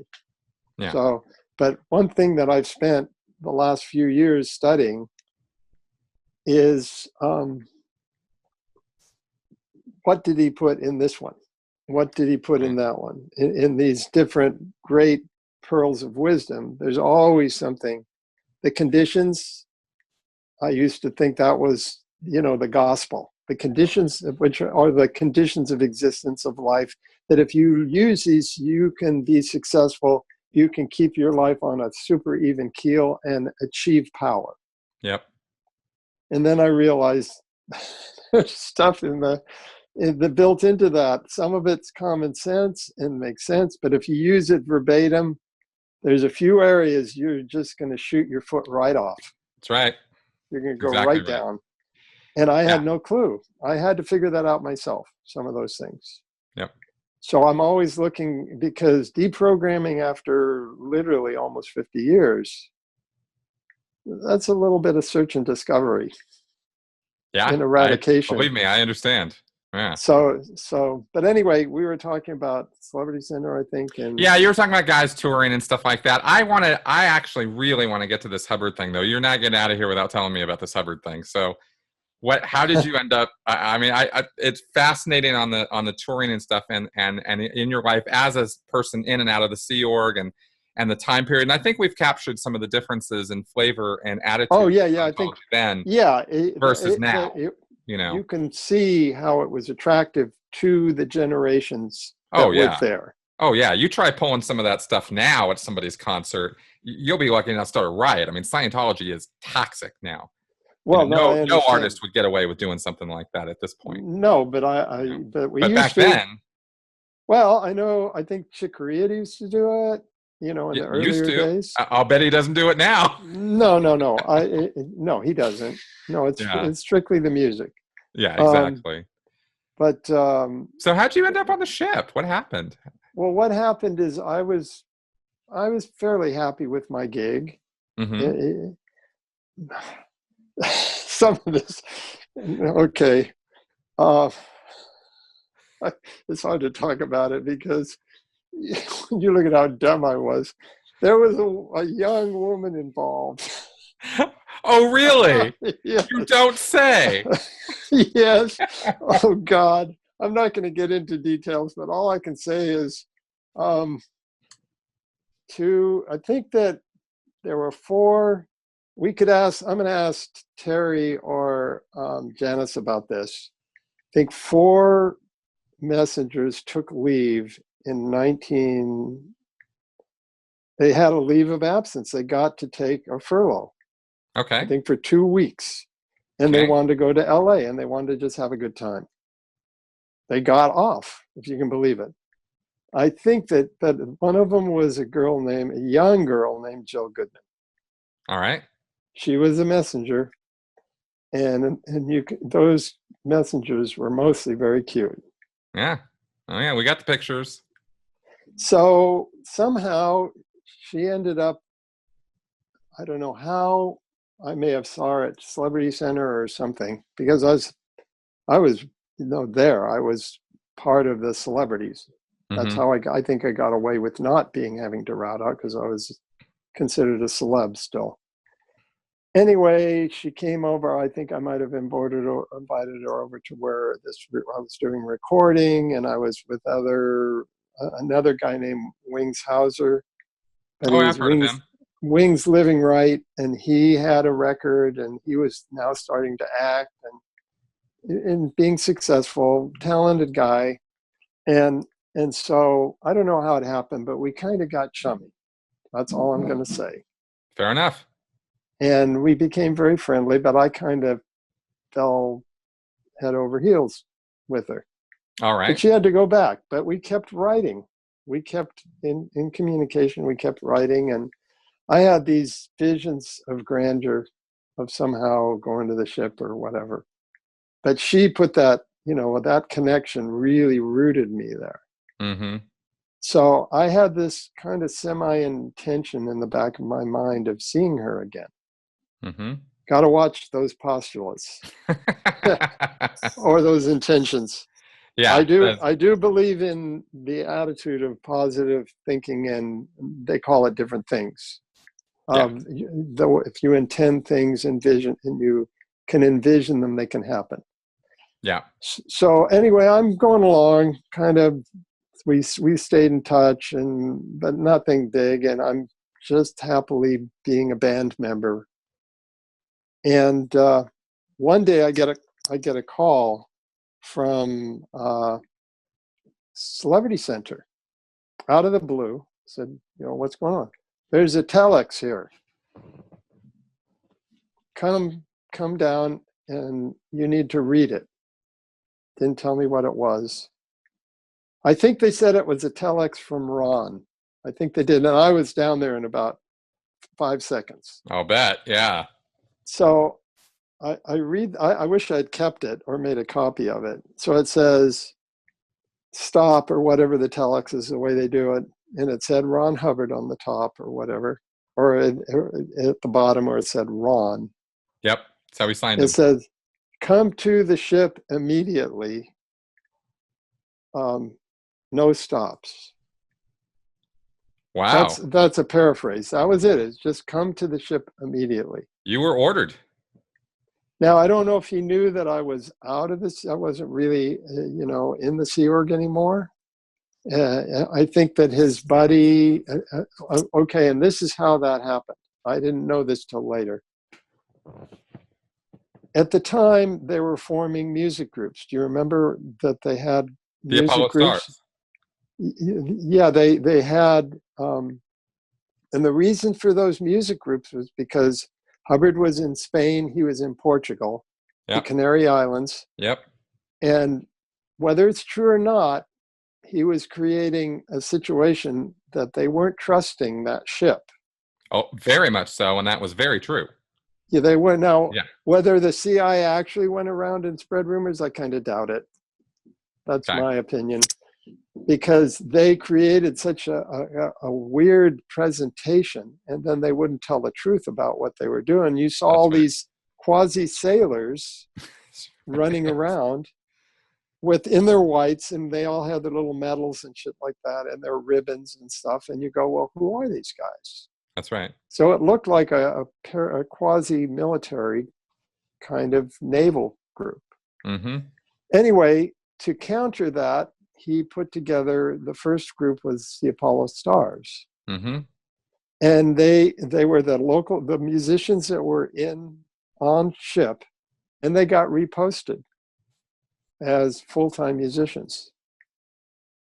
And their purpose was to go to, and I saw this because I became a member of another group. Okay. They were there to create goodwill, period. Exactly. That's Port their sole PR. purpose. That was their That's right. purpose. Was port PR. They kind of had a very strange, big bandy sound. They weren't rock because they had 3 horn players. Neil Safardi, I don't know if you know who he is, but he's still around. And he was the sax player, really cool guy. He had been a reg at AO. Then he went to the flagship. Anyway, he was there. Luton Taylor was a big black trombone player. He was there. And then Wayne Marple, who was a precursor to the current ethics officers, was a trumpet player. Complete nasty person. Yeah, I've actually heard his name before. Wayne Marple. It's amazing that I'm remembering these people. And then Charlie Rush, who I had gotten into Scientology. He was from the Bay Area. Oh, Charlie Rush. I worked with him many years later. He just sweetheart. Super nice guy. He never got out, and he just died recently. That's right. It was sad.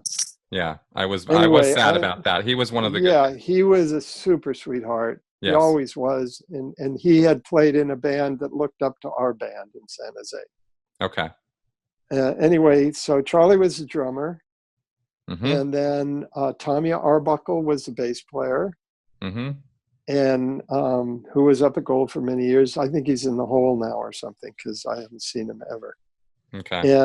And then Craig Farrar, who's got out of the Sea Org, is still in Scientology, guitar player.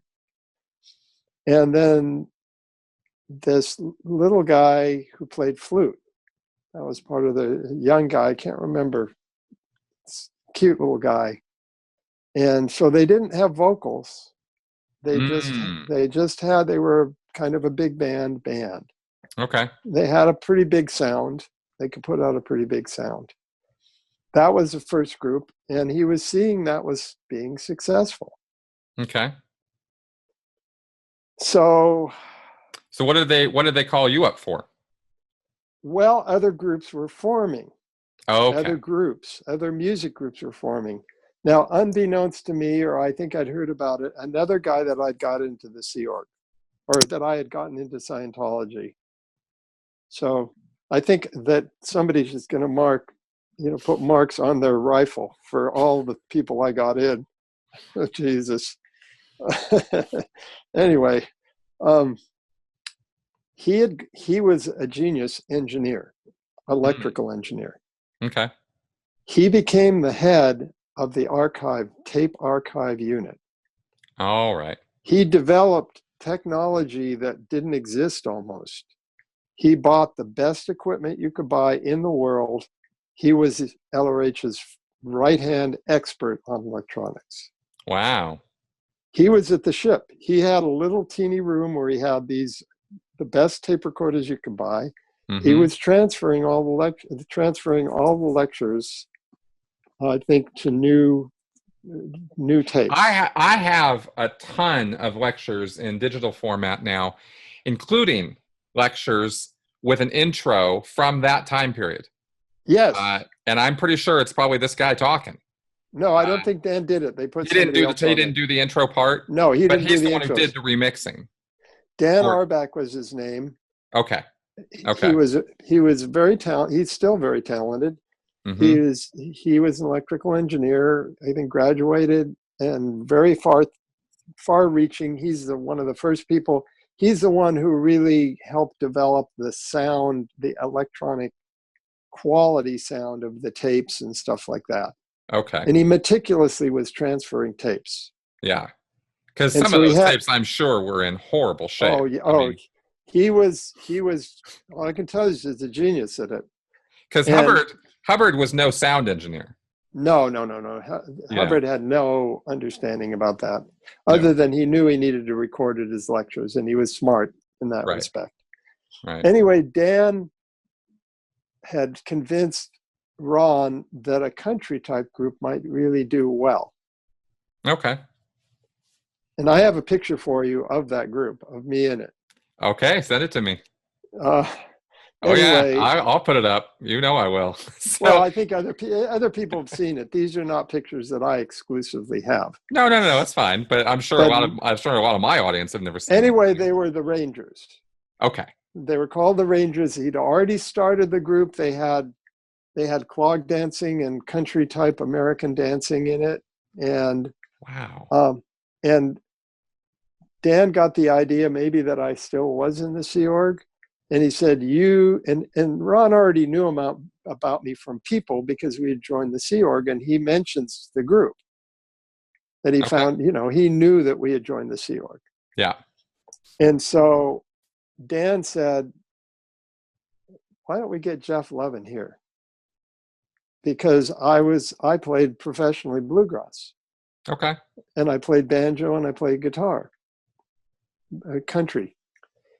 And so Ron said, okay, send a telex for me. So Dan sent the telex with Ron's permission. Yeah. To say that it was Ron, because Ron knew. So that's how it happened. My friend. And what you mentioned earlier that you saw Ron's research methods firsthand. That's because I went within a week. I re-upped my billion-year contract. Okay. I sold everything, gave my van to a friend to sell my car, and put everything away. I left with my amplifier and my guitars, and that was it. All right. And you flew to what, Madrid or Portugal or? I think it was Portugal. No, I think it was Madrid. Okay. And that was a time when you could actually die if you gave away where the ship was. I had no idea where I was going. Okay. I mean, they were so secretive, and you were bonded that you would never, ever tell anybody where the ship was. Right. So I was really freaky about that. Right. Right. So I get there and get picked up by, I think, a guy that I already knew who had been staff in LA, and taken to the ship. Mm-hmm. And of course, I had to do things in a semi-dramatic way. Come to the ship, it's dusk. The lights almost, the sun's almost down. LRH is on I don't remember what they call it, but he's on the deck with the Apollo stars. Okay. and he's having a great time because he would direct them. And I come up there and talk about jumping right into the middle of it. I go right up to him and shake his hand and say, "Glad to be back." That was my thought process at the time. You know, I was, what can I tell you? What can I tell you? Perfectly appropriate thing to say to Hubbard. Absolutely. It was the right thing to say. And I had Yeah. written a poem on the plane because I was a poet and a songwriter, and gave it to him. And he posted it on the orders of the day because it was very positive. I think I still have it somewhere. I'd got to look for it. All right. Anyway, it was downhill from there. Was it? Why? What happened? Oh boy. Because I had no clue of the politics of the ship. Ah. That ship, you want to talk politics. Oh my God. Okay. It was really a loony bin. I got to tell you. Pray tell. Well, I don't think we have time to talk about it. No, we don't have to talk about names and all that, but just what do you mean by the politics of the ship? Like, how many people were on the ship? Well, at the time, it was way beyond its safety level. It was like 320 people, and I think it was meant for, at the most, maybe 200. Wow. Okay. So, I'm assuming then that the sleeping conditions were not so wonderful. Were you rotating bunks? Well, at the time, because I was kind of a semi-quasi celebrity, I got my own room. That only wow. I know that only lasted maybe for maybe 3 or 4 days, and then I got in bunked with a few other people. Yeah. Okay. Now, okay. So they eased you into the suffering. Yeah. Well, yeah. By the time we get to me on the RPF, that's a whole different ballgame. Jesus, man! All in 6 months? In 6 months. Oh, the first 3 months. The first 3 months, I was in music. The second 3 months, I was in the RPF. Jesus. Now, ask me which one I like better. Okay, which one did you like better? The RPF. No shit. Yeah. Okay. Then I'll tell you why. Yeah, exactly. Yeah, of course you will. Anyway. Yeah, what happened? So what happened you're a professional musician. You show up at the I was literally the only professional musician on there. Okay. They put me with the Rangers. Okay. Dan Arbeck was a mandolin player, pretty good player, but he had never really performed professionally. Okay. But he had played a little bit, but not super professional. And the guys could barely play. And this is country music, which is really hard to play. We had a guy which is really hard to play? Yeah, country music's not easy, I got to tell you. Oh, okay. It's not when you get into the virtuosity of some of the players and how good they are. That's really technical. Anyway, we had a guy named Ron Strauss who was originally a violist, who I think they made him play violin. So he was a fiddle player, but he was a classical violist. Right. So he was there. But anyway, it was we didn't have any real good singers, and it was a hodgepodge. But they had cobbled together some of these country songs, traditional, and Ron had written a HCOB on it. I think advice on how to do country. Oh, okay. And what did you think of that when you saw it? Well, it made sense. I saw what it was. He was just trying to do a 101, the most fundamental. Yeah. Like I said, he was a good researcher, and that's a whole other discussion of what I saw when I was working with him. Well, I am curious about that. In fact, that's the thing I'm most curious about is your observations of him on research, because that's because I have talked to so few people who would say that they have direct observation of Hubbard's research methods. Oh, well, I'm genuinely curious about we should take a section or another time to talk about it, because it's hard to shift into that because they're Okay. completely different thought processes. Okay. As relating a story as much as what I have to do when I start to break down what I observed. Okay. All right. Well, why don't we do this? Why don't you go ahead and tell me about these 3 months and 6 months, and we might circle back around to that. We should. I really want to know what you have to say about that. But yeah, go ahead with the story first. Well, so this was the second band that was going to do port PR, that was going to Safe Point or Be Good Public. Well, here's what happened. They had just maybe done 1 or 2 gigs, and then I got in the group because I got there pretty quick. Mm-hmm. And I was playing banjo, and everything that they did was not that hard for me because I was playing all the time. Right. As a professional musician, I think it was Madrid, or it was one of the Spanish ports.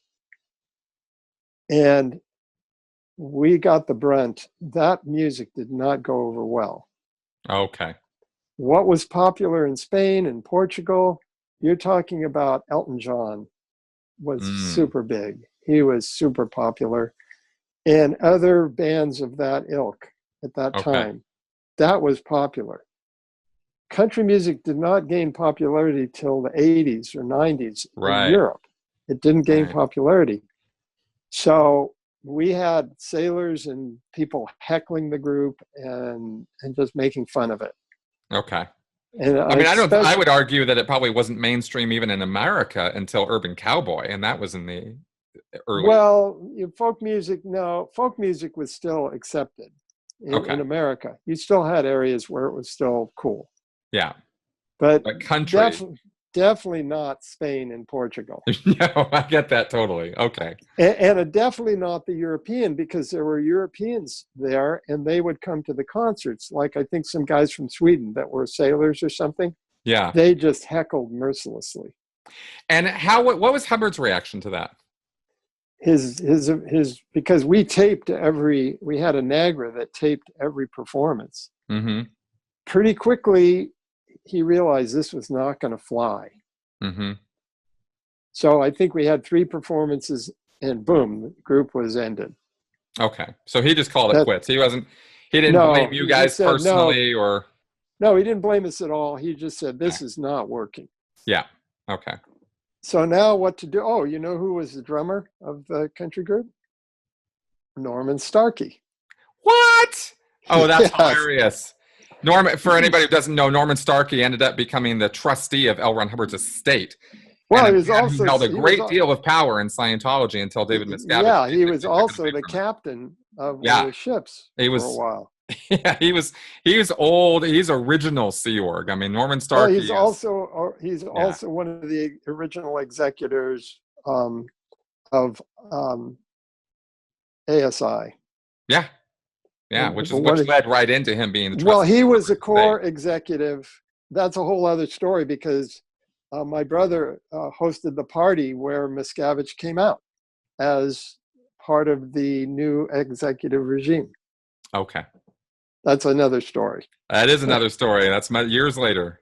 Yeah, it's years later, but we were there. My brother was still there. We're definitely gonna have more than one video. I can tell you that. Okay. So much I'm happy to get it out of my head. To be, and it's things that nobody else has experienced. Well, that's why I'm so fascinated by this.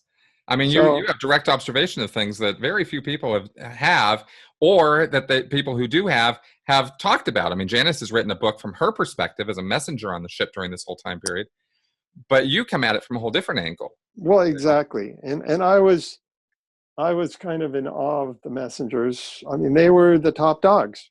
I mean, it was him and then the messengers. Right. That was it. Exactly. But when I first we went from the Rangers, the group, almost instantly. He was starting to do research on music because he wanted to have successful PR. Mm-hmm. So he started getting billboards, the top 100. Oh, okay. He was getting in packet every week. He'd get the new billboard, new top 100. The actual music. He'd get copies of the music. Well, not the music, but Just the the actual, name. the Okay. magazine, Billboard magazine, where they Got it. would list the top 100 albums, the top 100 singles, Yep. what was popular in music. He started looking at it, and he started, this is something that the messengers will tell you, he started getting stacks of singles Right. shipped Right. every week. Uh-huh. I mean, stacks of them, of the hit records. Mm-hmm. And the group that we had a new group now called the Troubadours. I've And heard of this group. I hadn't heard of the Rangers. I've heard of the Troubadours. Okay. And that group had singers. That was the first thing. He knew he had. So one of the singers, I can't remember his name, Robin. I can't remember one of the lead singers. He wasn't cut out to be that kind of singer at all. But he was the male singer. He had to do the Elton John shit, which is hard. I got to tell you, that's hard singing. And then Laurie Noonan, who became a states manager at Flag most recently. I think she's still at Flag in the States. She runs a whole estates org at Flag in Florida. Mm-hmm. Laurie, her name was Noonan at the time. Norman Starkey on drums. And then Dez, I can't remember his last name. He was the father of one of the messengers, an older fellow, English, played keyboard. And then Michael Maurer, who was one of the first class 8s, he was a young kid at the time, blonde. He was a bass player. He could barely play, but he was recruited.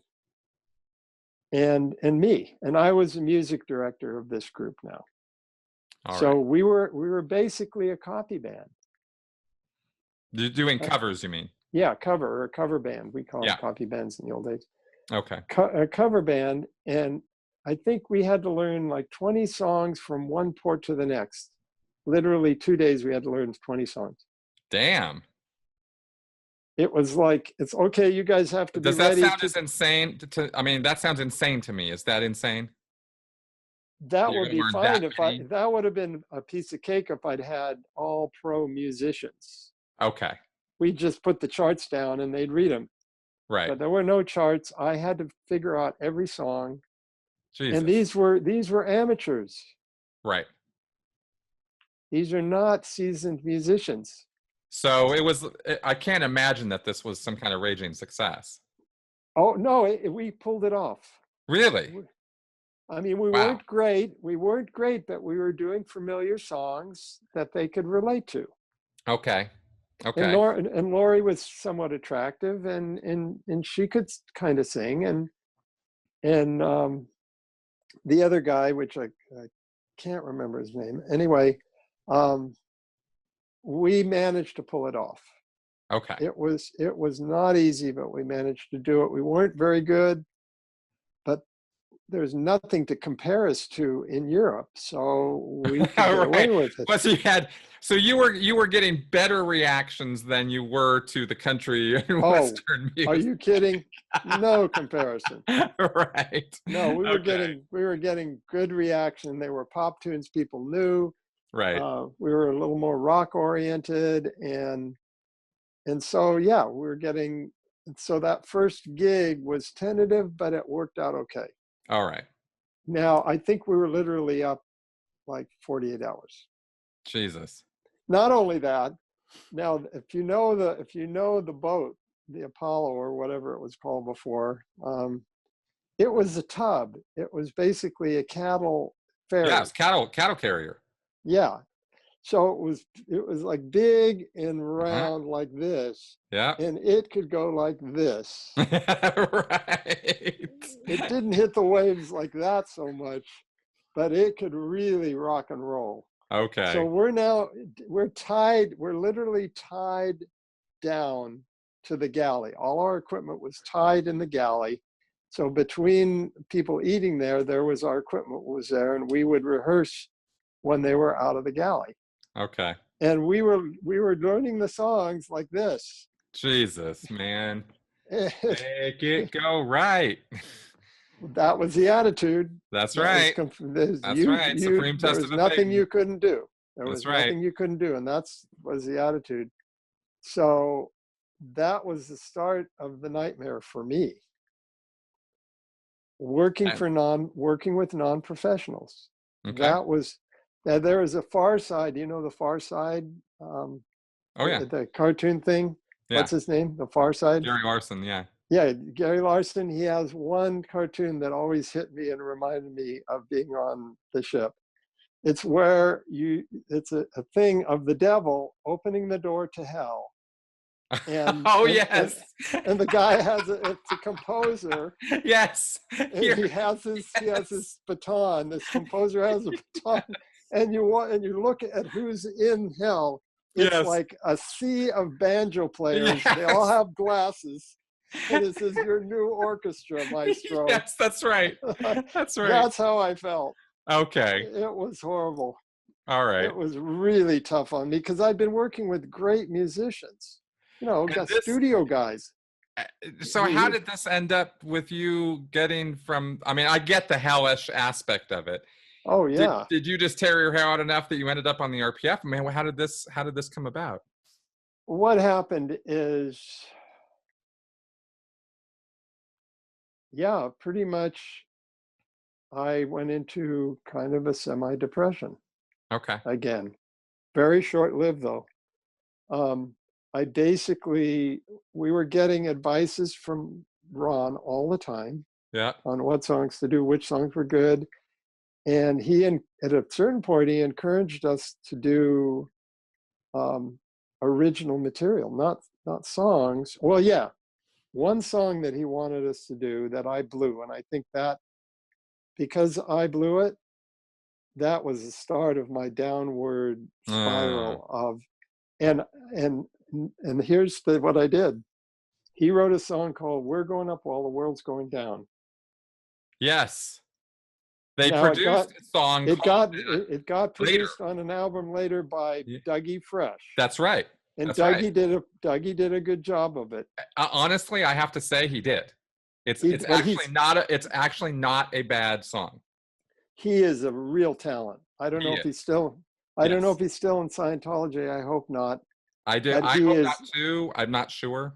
I don't know either, but I know he's tremendously talented, really respected in the area of rap. Yep. Love his work. In fact, I got a chance to compliment him and said, I worked on the original version of it. Wow. And you did, and this was when I was still in Scientology, and I said, you really did a good job on it.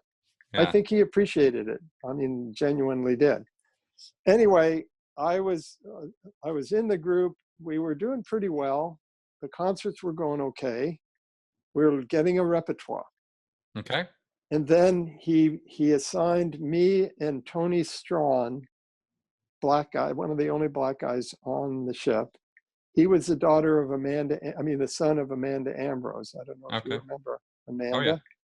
Very instrumental in helping Scientology. She was one of the celebrities in Scientology and put on a great show. And she toured more than any person I know for Scientology. She did tours constantly. Mm-hmm. So Tony and I now I was not a good songwriter at that time. I could write. I wasn't good. I didn't know any of the skills. And we couldn't make it go. Okay. Neither Tony or I could seem to get our demo together. And I, at the time, didn't have the skill to do what Dougie Fresh did. But you're talking like 30 years later or something, or 25 years later. Mm-hmm. And so our version of it just never gelled. And I didn't like it. I was working with one of the most talented poet-songwriters that was around in that time period in the 74. I had just left this guy, Jimmy Spheris, who was a brilliant lyricist. And then I get these lyrics, we're going up while the world goes down. Yeah. We wear a smile while the world wears a frown. Yeah. Yeah. Okay. That doesn't qualify as my kind of lyric. Now I had written I'd written some pretty, a few good songs, but nothing great. But I'd written much more sophisticated lyrics than that. So I wasn't about to criticize it. At the same time, I wasn't making a go of it. And I was really probably the only one who was semi-qualified to even write the song. Right. At the time. They didn't have anybody else that was a songwriter. So it was frustrating. And eventually I just said, I don't like the song. I don't think it's a good song.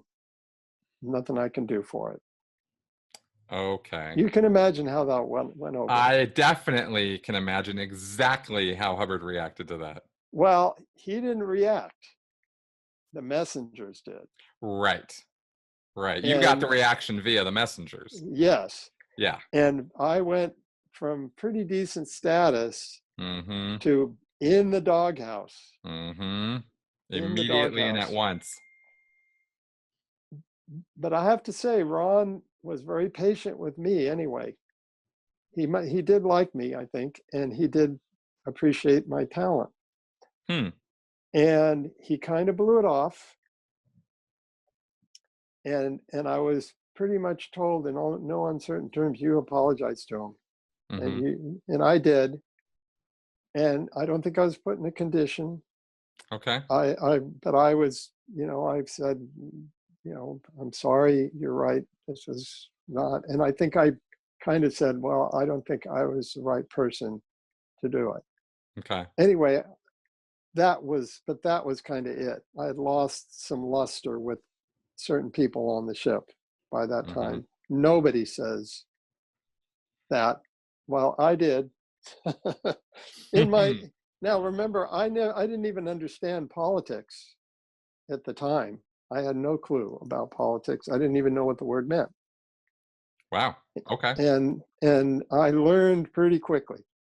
As right. I was interfacing with staff members, I had one staff member on the ship at one point earlier on. We were in the elevator. There's a little elevator, and it's just him and me, so we could be honest. And he said, everything I do, the decisions I make, is 100% based on covering myself and make sure that it's not me that gets hit. That was that's what he told me. And it took me 3 months to see that. And here's how stupid I was. The first day I got on there, Dan Arbach told me about it. He said, dude, you need to understand what you're in. He said, this is a very political environment. You have to watch who and what you say, who you say it to. And I was so naive, I reported him for giving me N theta. He didn't get in trouble. He didn't get in trouble because he was indispensable at the time. Okay. But he did get a little scolding. Yep. He got scolded a teeny bit. Got a mark on his record on that one. Yeah. So not much but he was trying to be honest with me. He was right, and I didn't realize that till I left the ship. By the time I left that ship, I knew exactly what he was talking about. Okay. So you get kind of tagged on this song, and you contrite, you give your apology, and then how did this go to? What happened is there was more. The band was just not going to make it. It was for me. It was like that, 60 banjo players, all geeky people. Right. I was starting to get a little homesick, but I was not going to leave. I wasn't going to give up. I'm not one to give up easily. Mm-hmm. But it was just knocking. We weren't getting enough sleep, and I was just, everything was kind of knocking me down. Okay. And I think we had to do a certain song, had to be done a certain way, or we got put in doubt. I think the band got put in doubt. All right. Which is a lower condition. Yeah, which means we had screwed up. Yep. And we had not complied with something he asked for. Okay. We had not done something he asked us to do. Mm-hmm. And at that point, I was just like, I was done with music. I didn't want to deal with it anymore.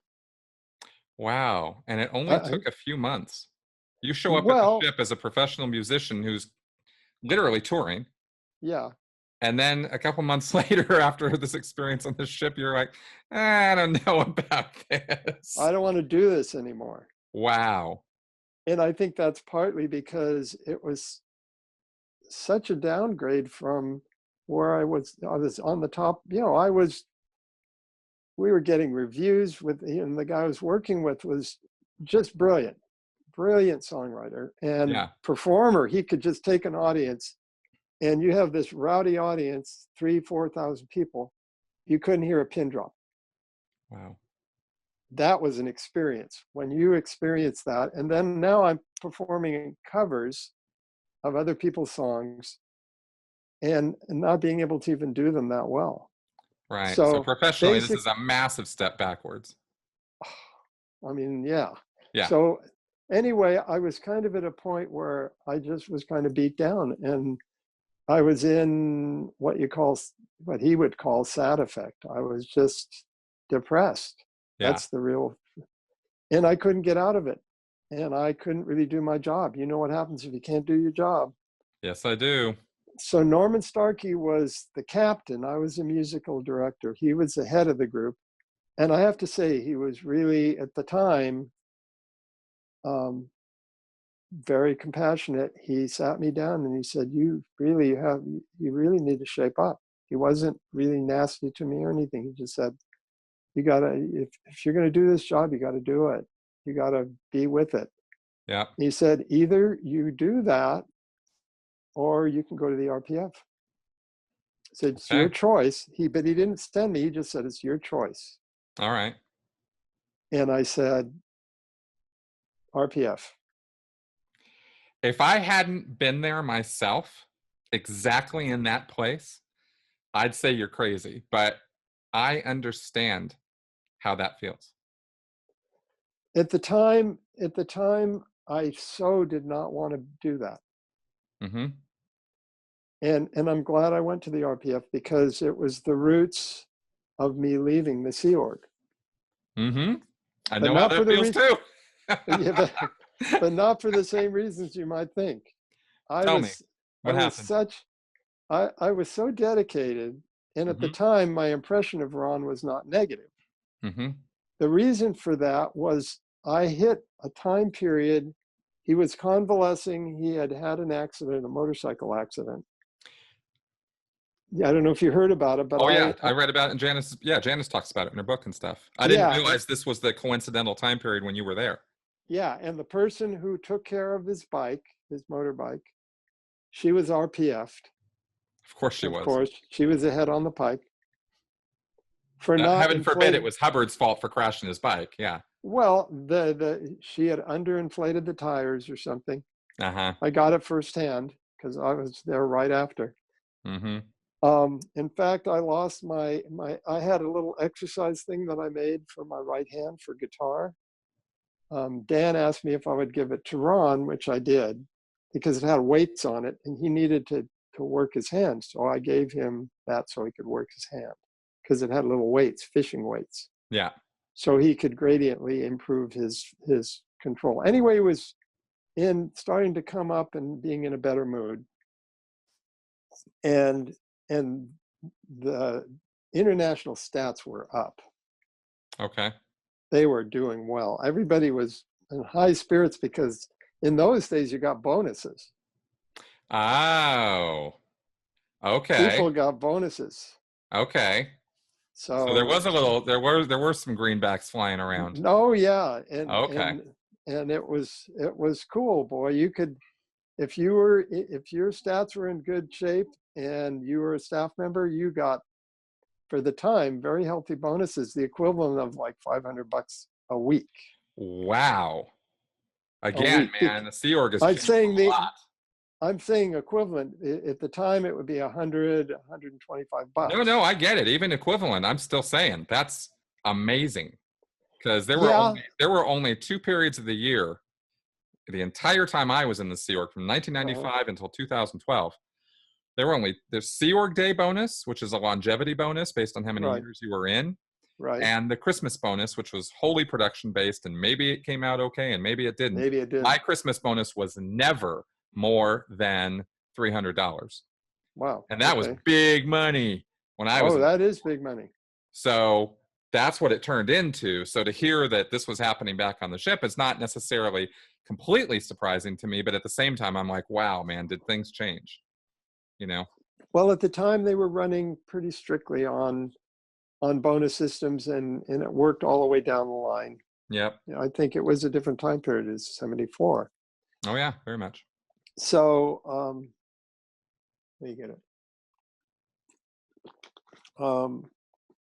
I lost all my bonuses because on the RPF I don't think you got anything. No. And so it was a strange transition for me. Mm-hmm. Really strange to be really one of the cool people on the ship. And I know Ron liked my work because he made comment on my guitar playing. And one of the most popular pieces was an original piece that I basically wrote. Okay. And it was called Bolt from the Blue. He even wrote an ED on it. Wow. He didn't give it 100%, but it was enough that he validated it because he saw how the audience responded to it. Okay. And it was an instrumental, and I was using an instrument. Unfortunately, I don't think I have a good recording of it. I may have to recreate it. It was an instrument that became a very eccentric and far-reaching instrument for electric guitar, and it's called the Energy Bow. And if you look it up, it's been used on a lot of hit records now. Almost every guitar player in the world has one. Okay. I was the first person to have it. The first person. The first person. Ever. Damn. And okay. All right. Well, that's noteworthy. All right. And I used it on the Bolt from the Blue. Okay. Which kind of blew people away, because what it was is I could take a note and it magnetically regenerated the sound, so you could be like a violin. You could just keep the note going. As long as the battery lasted, it could keep going. Okay, I get it. All right. So I had written it around that instrument. Yeah. And it was something that was a little more advanced, a little more hip. Yeah. So anyway, I had done that. So I think that Ron, I just transferred to the RPF. That was it. No. How many other people were on it? On the RPF at that time, I think about maybe 45. 45? God damn. For a ship of, 300 people, that's a big. Well, hold on. Maybe let me try to do an accurate thing, because we used to, maybe it was 30. Well, still, that's a lot of people for a ship that size. That's 10% of the crew we're talking about. Yeah. Well, that's a lot to be on the RPF. But okay, so I don't doubt it. I'm surprised it was. Well, it might be less, but from what I remember, it could have been that many. Okay, and could have been less. And what basically? I don't need all the details, but basically, what did the program consist of? It was pretty much what they say. It was 6 hours of sleep. Okay. And you had 3 hours of study, and the rest was work. See, and that's very different from mine, because I did the RPF in the 2000s, and it was 8 hours of sleep exactly. I mean, it was exactly timed out to 7.5, I think. 5 hours of redemption time, and then work. Oh, really? Okay. Yeah. Well, So I'm. That's why I'm curious about the program, and what did you do during those 3 hours? Were you twinned up with someone else? Well, usually you were on what? Yes, you were. Like you had to get them through, and they had to get you through. Yes. Or was it? Yes. Okay. In fact, because I had some auditor training, I was quick-headed. Yep. And ran, and I got this gal, can't remember her name. I had to run her on some CS session. Uh-huh. And this is a gal who got RPF for the motorcycle accident.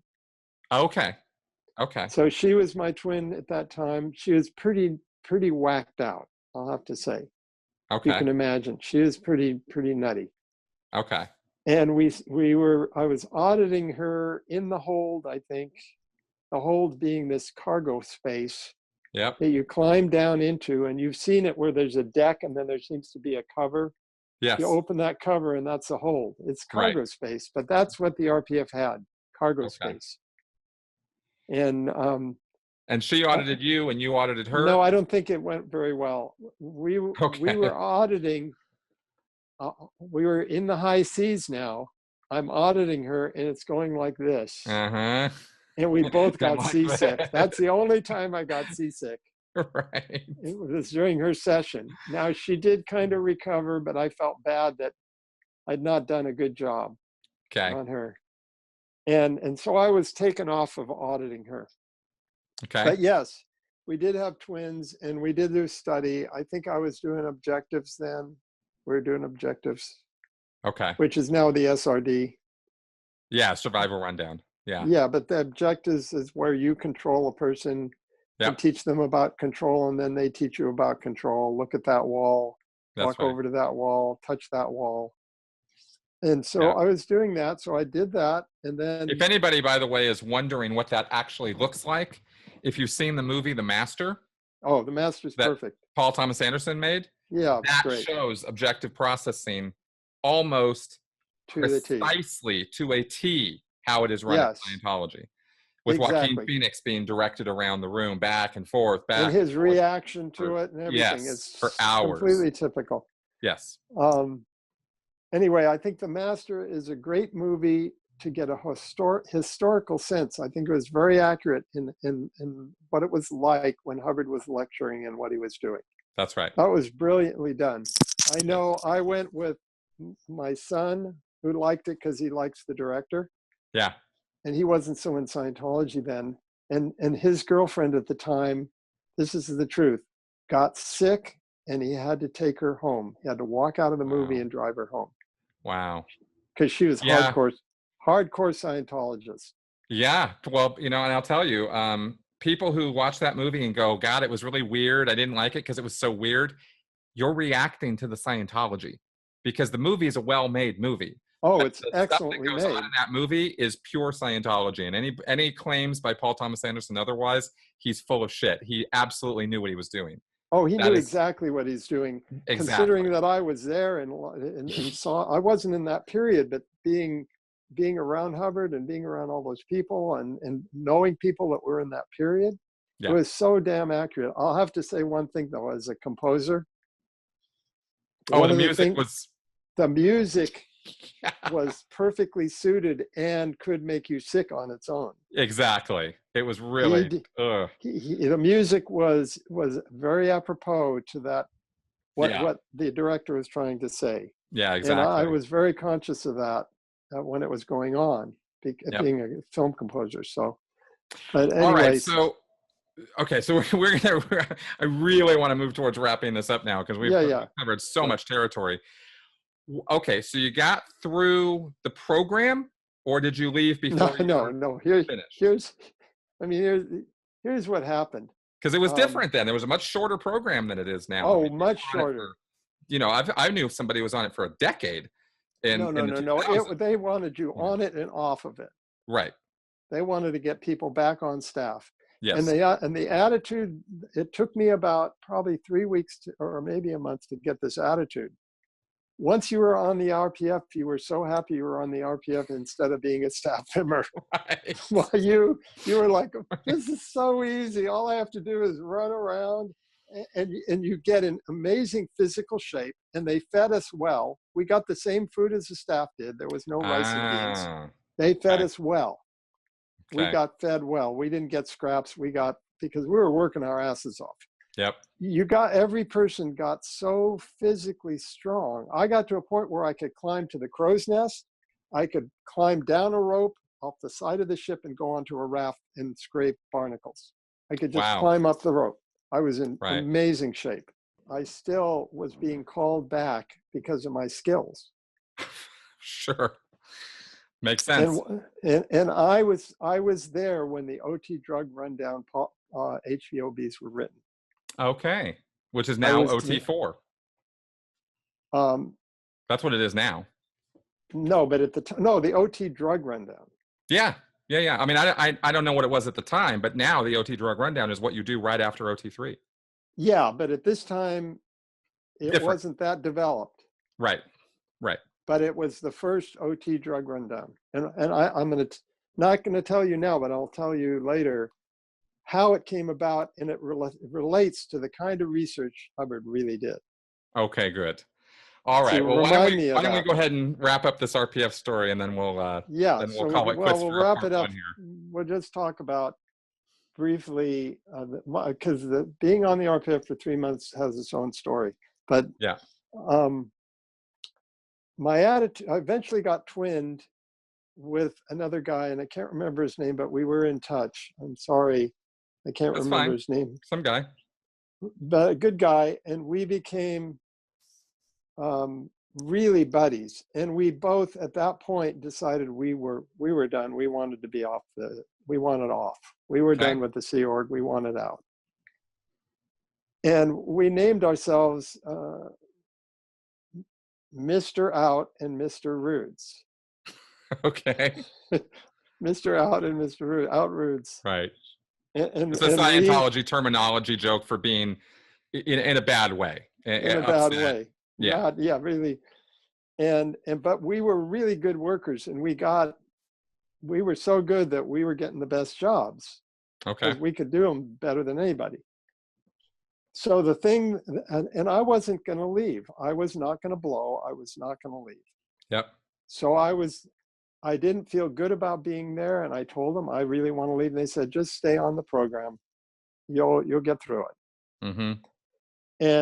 And I was feeling worse and worse about, well, I'm going to be out exchange because I really don't want to be here, but they're training me. I'm getting trained. I'm going to get audited. That's how I was really indoctrinated. I know, man. I know. I'm only shaking my head because I'm remembering how I used to think. So here's what happened. I'll try to be brief because there's in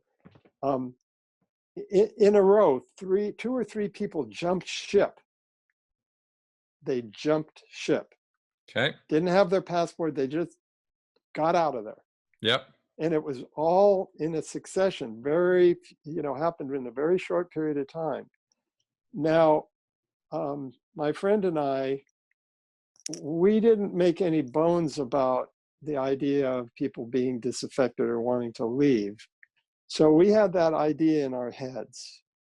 And occasionally we would say like subtle things that if somebody looked like they were, doubtful or anything, not much, but it was there. So Hubbard got smart in a certain way. He sent Laurel Watson, she's now out. She was the personal PR for Hubbard, personal publicist for Hubbard, Laurel Watson. One day, all of a sudden, out of the blue, I'm working on a life, buoy or something, and I'm sitting there. She comes around to me and says, I really have one question for you. Do you want to be here? And all of a sudden, boom, it was like, do you want to be here? Mm-hmm. And I said, no. Good answer. Turned out that about 7 or 8 people answered no. Hubbard went to every person on that ship and had her ask them because he was observing that people were just jumping ship, blowing. And I think he had the attitude, well, there's something pervasive here that I'm not seeing. There are people who don't want to be here. Mm-hmm. And so I answered the question. Next thing I go, no, I get woken by Alex Sibursky. I don't know if you know who he is. Oh, he was a big executive. I thought he was one of the weirdest guys I knew. Yes. He was that. I met him years later. Yeah.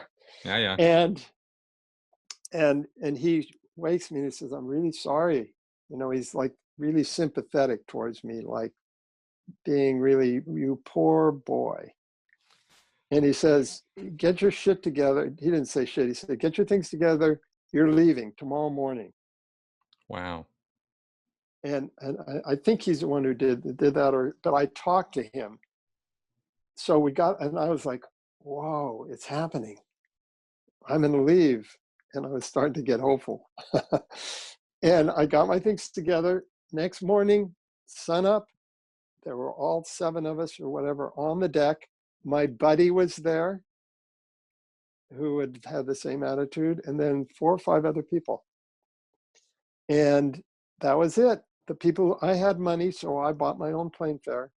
I didn't want to be in debt because I knew now I'm going to route out of the Sea Org. Remember I said I never routed out? Okay, took me going to the ship to actually officially route out of the Sea Org. Wow. So basically we were in Madrid. So we got a hotel room, got our plane tickets, and we hung out for a night in Madrid. And then us and the other people went wherever they went. Wow. And that was it. And we should stop here because the whole thing of coming back to LA, this is now July 1974. Okay. All right. And well, we will chop it off here. We've covered a lot of territory, and I hope that this has been educational for folks out there, because it's a whole different take on, why, people can get wrangled into this, from a different time period, and the appeal that it had, and, what Hubbard even was kind of like, on the ship, and, and the attitude of it, and how it really did go in waves. I mean, sometimes Hubbard could be a Captain Bligh, and other times he could be a kinder, gentler person. He really did bop around. And he was very bipolar. You could, that very bipolar. At the time, I caught him on the top end of the pole. Exactly. He and was really, and at the same time that you were experiencing that, Janice writes in her book that during his recovery time from that motorcycle accident, it was hell for the messengers. Oh yeah, it would be. Different. Yeah, I definitely saw that. I didn't see it in him, but I saw the aftermath of it. Exactly. So, and I was picking him up when he was in better spirits at that point. Right. So, yeah, he was like kind of like this. Exactly. And that's 6 months. I wish he had been a complete jerk, because I would have probably left Scientology, and that would have been the best thing for me. Yeah, exactly. But I saw this magnanimous, seriously magnanimous person. He did this whole thing where he took a bonus that he got. He took the whole bonus, which was pretty substantial, gave it to the crew so they could renovate the galley. That's what he did. He said, "Here, it's yours." Yep. He would do shit like that, but that was at that time period. Right. And that's the nuances of somebody like Hubbard.